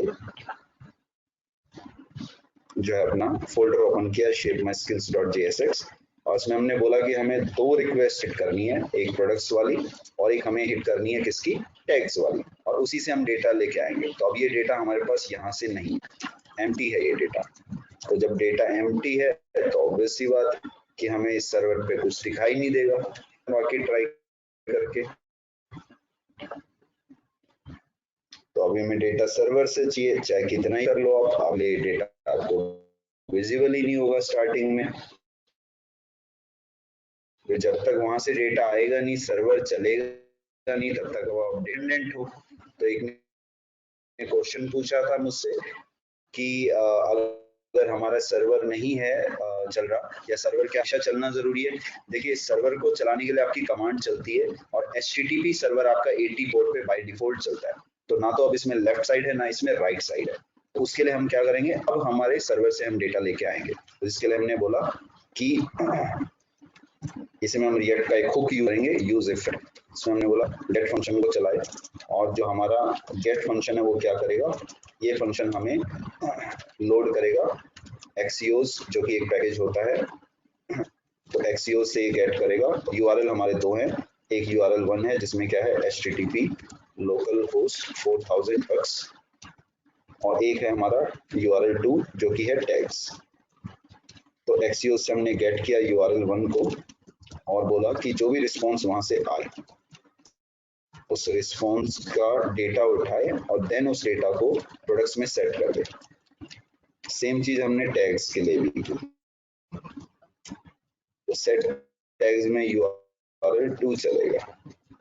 तो जैसे ये काम हो जाएगा तो अभी आपका देखना कि आपको पूरा डेटा मिलने लग जाएगा। जैसे सर्वर वहां पे बंद होगा तो अभी आपने ये कॉन्सेप्ट नहीं लगाया मैंने, कि अगर सर्वर किसी वजह से नहीं चल रहा तो ये अलर्ट दे दे या एरर बाउंड्री क्रिएट कर दे, तो वो भी पॉसिबिलिटी है, वो भी हम कर सकते हैं, कोई प्रॉब्लम वाली बात नहीं। तो उसे भी देखेंगे। बस ये थोड़ा सा टाइम लगेगा क्योंकि सिस्टम थोड़ा सा स्लो है। और यहाँ पे बहुत बढ़िया, ये देखो पोस्टमैन भी ओपन हो गया, बहुत अच्छा। लेकिन ये अभी ओपन नहीं के बराबर ही हुआ है, कोई बात नहीं, तब तक अपना एप्लीकेशन तो चल ही रहा है। तो देखते हैं एक बार कैसा दिखता है आने के बाद। तो डिजाइन तो देखिए वैसा ही रहेगा, सबका सेम ही रहेगा, और वो ये डेटा थोड़ा सा ज्यादा रहेगा। अभी पिछली बार डेटा कम था, तो अब डेटा थोड़ा ज्यादा हो जाएगा। प्रोडक्ट्स तो 50 के 50 ही रहेंगे, बस लेफ्ट साइड के जो फिल्टर्स हैं वो आपके थोड़े डायनेमिकली चेंज हो जाएंगे।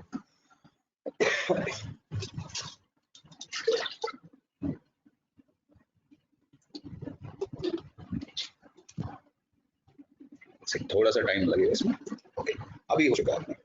तो अभी रिफ्रेश करते हैं, करते हैं डेटा आ भी रहा है नहीं आ रहा है, कि नहीं आ रहा है तो उसके आगे जो टाइम इतना इसमें टाइम हमने वो लोडिंग भी तो दिया, जब लोड तक ये भी लोड कर रहा है।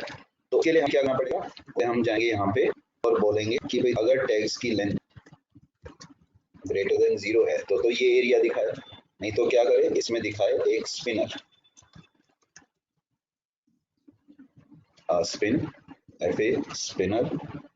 और स्पिनर भी ऐसा नहीं खतरनाक, मतलब बड़े वाला। तो ये अभी हमारा घूमता हुआ आइकन आएगा लेफ्ट साइड पे, जहाँ ये एडिडास पिला वगैरह आ रहा है, तो स्टार्टिंग में विजिबल रहेगा अपना।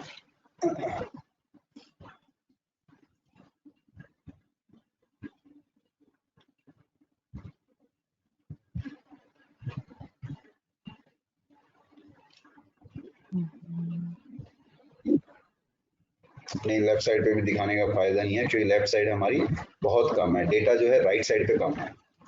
हम इसको थोड़ा एक काम कर सकते हैं कि अगर हमारा लोडेड ट्रू है तो ये दिखाए, नहीं तो ये दिखाए। अब लोडेड को हम सेट कर देंगे, लोडेड 1 है हमारा ये।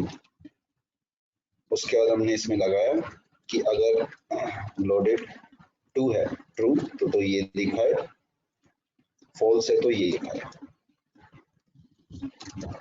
तो हमने यहाँ पे दो वेरिएबल और बनाए, लोडेड 1 जो कि फॉल्स है, लोडेड 2 जो कि फॉल्स है। जब ये डेटा लेके आएगा तब ही ये इस डेटा को सेट करेगा।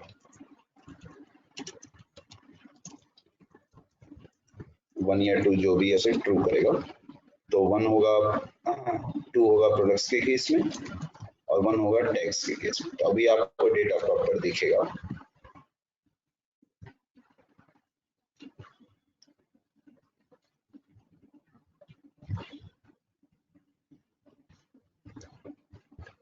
अभी आप जैसे देखेंगे यहाँ डेटा आ गया। तो आई थिंक अभी हम क्वेश्चंस को कर सकते हैं, अगर कोई कुछ पूछना चाहे तो। मेरी साइड से डेमो ये जो हमने अभी किया है काफी हद तक ये क्लियर है तो सबको। तो इसको थोड़ा सा एक बार रिवाइज करते हैं कैसे क्या बनाया हमने। तो रेडी हैं सभी समझने के लिए इसे। तो देखिए बेसिकली हमने क्या किया, पहले हमने बनाया ई कॉमर्स का डिजाइन HTML टेम्पलेट। तो HTML टेम्पलेट में हमने क्या किया कि हमने एक वेबसाइट बनाई, हमने HTML को यूज किया। HTML में क्या होता है, कई सारे टैग्स होते हैं, तो उस टैग से हमने पहले एक हेडर टैग बनाया, उसके बाद हमने एक फुटर टैग बनाया, उसके बाद हमने यहाँ पे एक मेन टैग बनाया। तो जो हेडर है उसमें हमने कुछ एंकर टैग रखे, जो फुटर है उसमें हमने क्राफ्टेड और क्रिएटेड बाय रखा, और जो हमारा मेन सेक्शन है उसमें हमने एक लेफ्ट और एक राइट साइड रखा। लेफ्ट में हमने कैटेगरीज रखी कई सारी पैराग्राफ के अंदर, राइट साइड में हमने कई सारे इनपुट और बटन रखे, और इसी में हमने एक प्रोडक्ट्स की क्लास बनाई जिसका हमने डिजाइन रेडी किया। तो उसके अंदर हमने जब बनाया HTML में, तो फिर हमने इसमें स्टेप जो प्रोसेस किया फॉलो, मैं पूरा ही ओपन कर देता हूँ, देखा जाएगा इसे। Database backend HTML। तो पहले हमने एक HTML बनाया जिसमें हमने इंडेक्स HTML में एक हेडर बनाया, एक मेन बनाया, एक फुटर बनाया। एक फुटर टैग है, एक मेन टैग है, एक हेडर टैग है। और ये ऐसे टैग हम कितने भी बना सकते हैं, ऐसा कोई दिक्कत नहीं है। जैसे अभी मैं यहाँ पे आपको दिखाता हूँ कि जैसे कोई भी आप अगर रन करना चाहते हो, जैसे मैंने यहाँ पे animation.html लगाया सपोज, और यहाँ पे मैंने एक फाइल बनाई animation.html। तो जैसे अभी मैं यहाँ पे बटन लिखता हूँ तो क्लिक करके क्या होगा, कई सारे बटन बन जाएंगे। अभी आप देखेंगे तो यहाँ कई सारे बटन आ गए। अब इन बटन के क्लिक करने पे कुछ हो नहीं रहा है, तो ये HTML टैग होता है जिसमें हम स्टार्टिंग और क्लोजिंग करते हैं।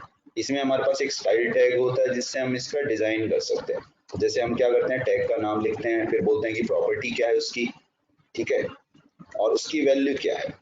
तो हमने कहा टैग का नाम तो क्या है, टैग का नाम ये बटन है, ना कि क्लिक। तो क्लिक की जगह तो मैं यहाँ पे कुछ भी लिख सकता हूँ। तो टैग का नाम मैंने क्या लिखा, बटन लिखा। और प्रॉपर्टी का नाम क्या लिखा मैंने, इसमें मैंने पैडिंग लिखा। तो पैडिंग 20 पिक्सल लिखने पे क्या हुआ, देखो अब अंदर से गैपिंग इंक्रीज हुई। जब मैंने यहाँ पे मार्जिन रखा 20 पिक्सल, तो ये मार्जिन इंक्रीज हुआ, जो कि आउटसाइड स्पेस है हर एक बटन का। जब मैंने यहाँ पे बॉर्डर 0 किया तो ये सारी आउटलाइन खत्म हो गई। लेकिन मैं क्लिक कर रहा हूँ तो ये आउटलाइन अभी भी विजिबल है। तो रिफ्रेश करते हैं सर। तो हमने क्या किया कि जब बटन के ऊपर हम फोकस करेंगे तो इसका बैकग्राउंड होगा ब्लैक, कलर होगा व्हाइट।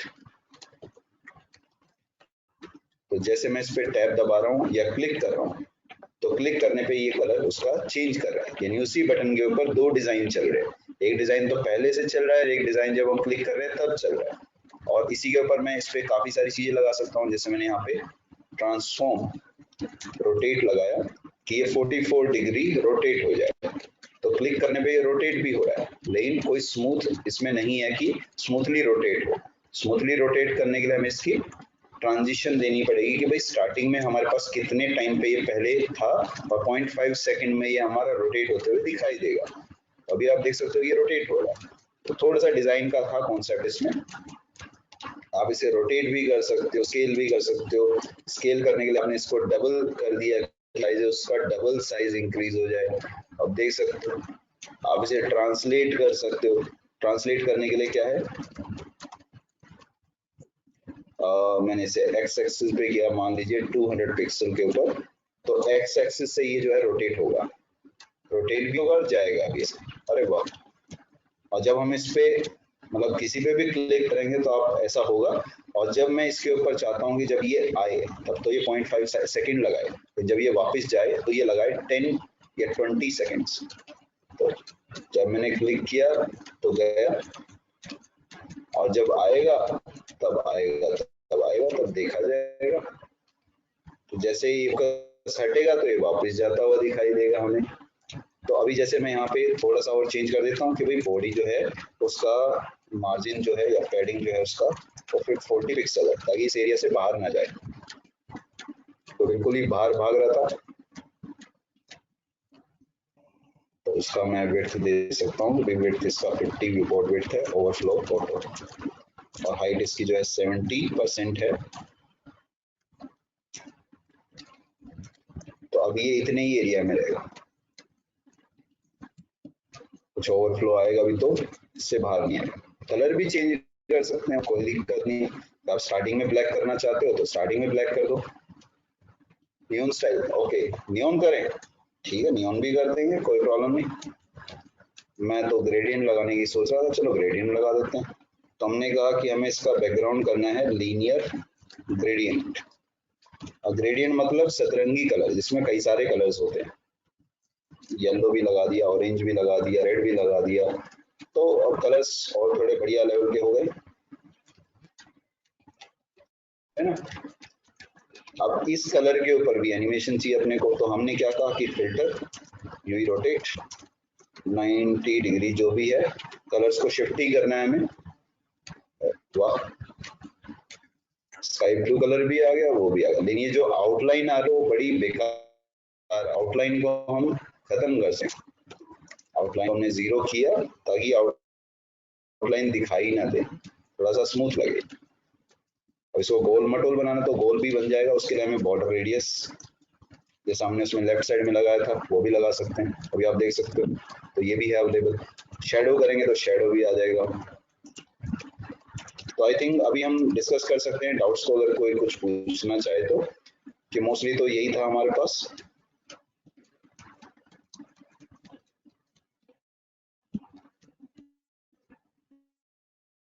ओके जी, कोई कुछ चाहे स्टूडेंट तो पूछ सकते हैं आई थिंक। Hello all. तो मेरी तरफ से डेमो जो हमने किया, एक प्रोजेक्ट टाइप का बनाया, full fledge how do we join database to our project. Okay, ये हमने कर दिया एक्चुअली। राहिल, जो हमने अभी बनाया है डेटाबेस का सिस्टम अपने पास, पहले तो हमने क्यूरीज बनाई डेटाबेस की, फिर हमने डेटाबेस क्रिएट किया, टेबल बनाई, टेबल में डेटा को इंसर्ट किया, फिर उस डेटा को हमने बैकएंड के अंदर बनाया।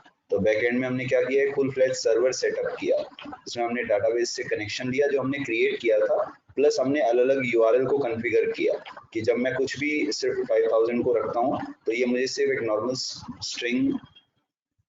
ओके प्रियंक, तो एपीआई में हमारे पास क्या होता है, हमें सर्वर बनाना पड़ता है, और सर्वर बनाने के लिए हमें कई सारे सर्वर होते हैं। नोड एक्सप्रेस से हम सर्वर बनाते हैं क्योंकि इसमें सेंट्रलाइज फैसिलिटीज होती है, और देन उसके अंदर हम किसी भी डेटाबेस को कनेक्ट कर सकते हैं।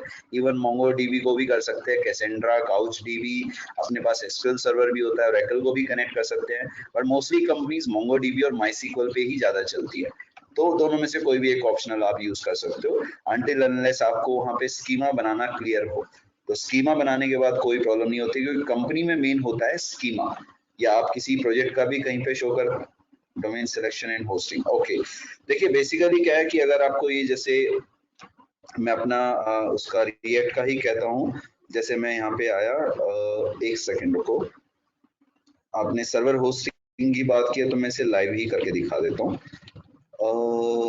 लेकिन उसके लिए मुझे कुछ चीजें इसमें जो है कवर हटानी पड़ेंगी। सारसी में हम आए तो HTML रिएक्ट बैकएंड, तो ये सब मैं रिमूव करता हूँ। अभी मैं इसे लाइव करने वाला हूँ शेप माई स्किल्स नाम से। तो SRC को मैंने,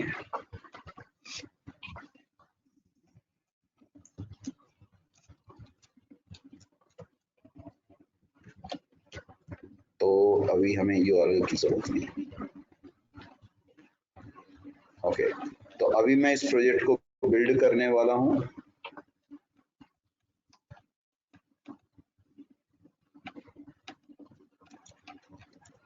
npm run build,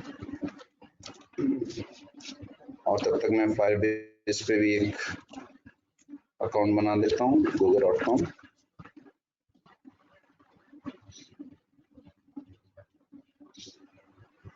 और इस प्रोजेक्ट को आप कभी भी लाइव करके देख सकते हो। जैसे अभी मैं यहाँ पे आता हूँ। ओके, तो पहले मुझे देखना रहेगा कि मैं किस अकाउंट से लॉगिन हूँ।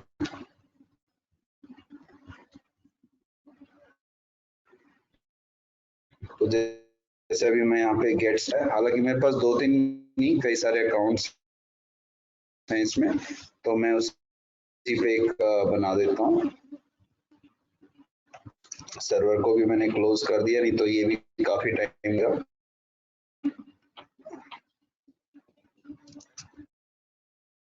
इसे भी मैं क्लोज कर देता हूँ। ओके, तो जैसे अभी ये प्रोजेक्ट अभी बिल्ड स्टेज में है, बिल्डिंग अभी इसकी, तो बिल्ड के लिए अभी एक फोल्डर बना देगा बिल्ड का, जिस प्रोजेक्ट में हमने इसको बनाया है। थोड़ा सा प्रोसेसिंग है, टाइम कंज्यूमिंग है वो थोड़ा सा प्रोसेस। इसके आपको फायरबेस इंस्टॉल करना पड़ता है, या किसी ऑनलाइन वेबसाइट पे जैसे ट्रिपल जो वेब होस्ट होता है वहां पे फ्री मोड का तो मैं उसी का खरीदना पड़ता है उसके अंदर। नोड के लिए आप पॉपुलर है AWS सकते हो, Zinc यूज कर सकते हो। How we monitor our website for traffic and visitor. देखिए बेसिकली क्या होता है, जब वेबसाइट आप बनाते हैं ना, वेबसाइट को ट्रैक करना पॉसिबल नहीं होता है, लेकिन गूगल उसको ट्रैक करता है। उसके लिए हमें ट्रैकिंग कोड जो मिलता है हमें गूगल से, एनालिटिक्स से, बोर्ड से, उस कोड को अगर आप पेस्ट कर देते हैं अपने हेडर सेक्शन में, जो भी वेबसाइट है आपकी, तो गूगल आपको बताता है कि वो वेबसाइट ओपन हुई है, उस वेबसाइट के अंदर इतने विजिटर हिट हुए हैं, और वो आपके जो गूगल डैशबोर्ड होता है, एनालिटिक बोर्ड होता है, उसमें आपको शो कर देता है कि आपकी साइट पे आज इतने से इतने टाइम में इतने यूजर्स को उन्होंने देखा, तो इतने पर्सन ने उसमें बैकलिंक किया है, या वो वापस आए हैं। इस टाइप से आप पूरा उसमें कर सकते हो। तो एनालिटिक कोड आपको लगाना पड़ता है किसी भी एंट्री पेज के अंदर, जैसे वेलकम पेज होता है। ओके, ठीक है। Very good Jitendra. तो अभी जैसे अभी हम यहाँ पे आते हैं तो थोड़ा सा ये टाइम लगेगा, इसलिए मैं एक बार बिल्ड इसमें ही ला रहा हूँ, npm run बिल्ड हो जाए। तो अभी जैसे आप देख रहे हो ऑप्टिमाइज बिल्ड बना रहा है। बिल्ड के लिए वैसे कई सारे टूल्स होते हैं, जैसे मैं आपको दिखा देता हूँ, कुछ मैंने बनाया हुआ, तो काफी स्टूडेंट्स बनाते हैं, तो ऐसा कोई दिक्कत नहीं।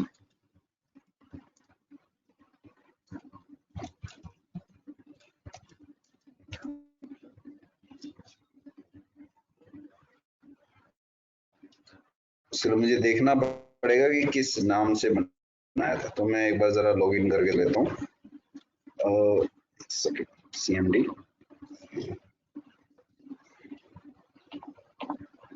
अब एक बार ये बिल्ड बन जाएगा तो फिर तो हम इसे लाइव ही कर देंगे। तो मैं एक बार जरा देख लेता हूँ फायरबेस लॉग इन करके। इसके लिए आपको फायरबेस को भी इंस्टॉल करना पड़ता है, थोड़ा सा सेटअप होता है इसका, ज्यादा मुश्किल नहीं है, इजी ही है। अगर वही चीज को आप रिपीटेडली करोगे तो आपको काफी चीजें क्लियर होंगी उसमें। कि आफ्टर ऑल आप एक पेज को जब हमने 10-15 मिनट में बना दिया है तो आधे घंटे में बना दिया, 1 घंटे में बना दिया है, तो आप ट्राई करोगे इसको 1 वीक में तो कर सकते हो कवर।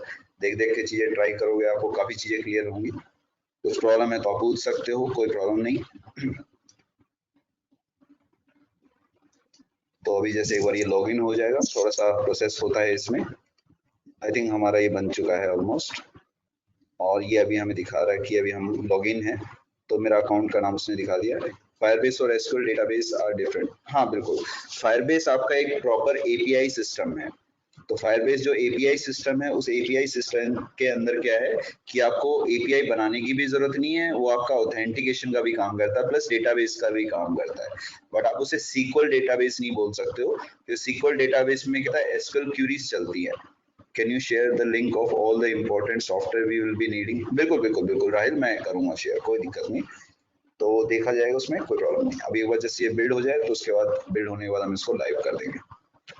एक सेकंड में जरा, एक सेकंड, 2 सेकंड में आपको बताते हैं। डॉट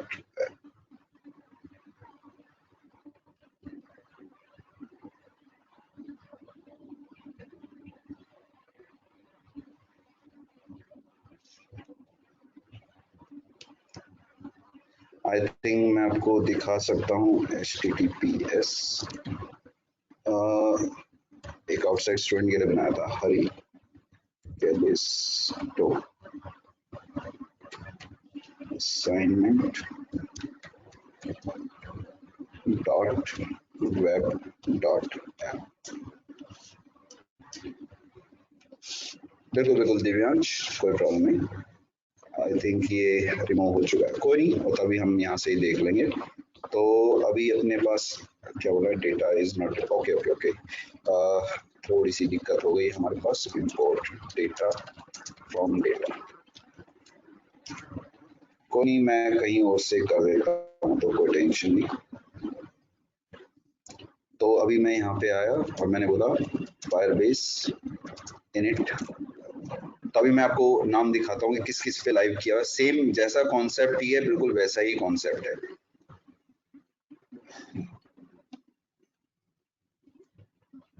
तो फायरबेस इनिट किया मैंने, और उसके बाद हमारे पास ये आ जाएगा। मुझे एक्चुअली प्रोजेक्ट्स के नाम याद नहीं रहते हैं, क्योंकि काफी सारे स्टूडेंट उनके प्रोजेक्ट हैं, तो थोड़े कम याद रहते हैं, इसलिए मैं कॉल रिकॉल नहीं कर पा रहा हूँ। ऐसे अगर मैं क्रोम पे देखता हूँ तो क्रोम पे मुझे मिल जाएगा, वहाँ पे हिंट मिल जाएगा मुझे। नहीं नहीं, हमें शायद इसे स्विच करना पड़ेगा। तो स्विच करने के लिए हमें जाना पड़ेगा कैसे ललित पे। नहीं अभी चल रहा है, कोई नहीं, ज़्यादा टाइम भी नहीं लगेगा। प्रोसीड करना है, यस करना है। तो मुझे यहाँ पे चाहिए फायरबेस की होस्टिंग, और सॉरी सॉरी सॉरी, स्पेस करके सेलेक्ट करना था, भूल ही गया। तो ये देखते हैं इसे, थोड़ा सा बस 1 मिनट का टाइम और लगेगा।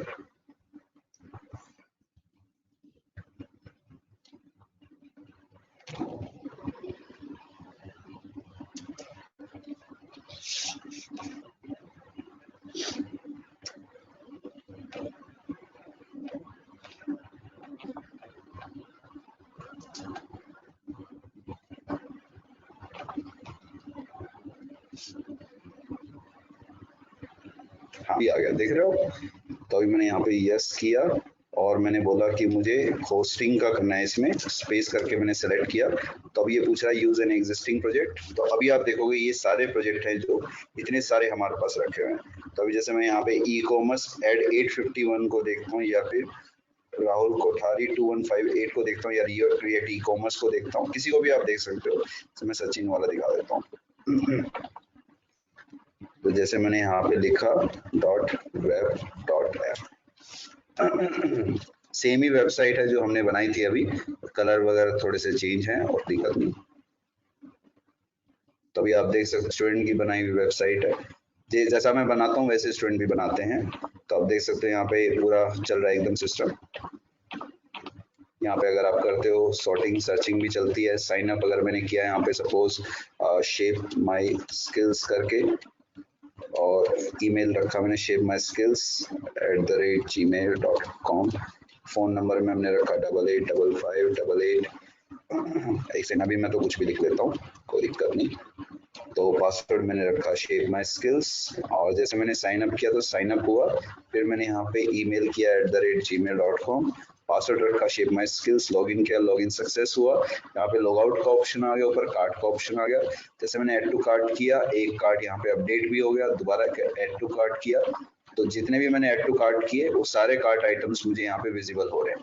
प्लस अगर मैं यहाँ पे क्वांटिटी को इंक्रीज करता हूँ तो पूरी क्वांटिटी इंक्रीज होगी इसमें। और आप देख सकते हो कि अगर आपको कोई प्रोडक्ट डिलीट करना है तो आप उसे डिलीट भी कर सकते हो इन रियल टाइम, एक सेकंड का भी रिफ्रेश नहीं होगा उसमें।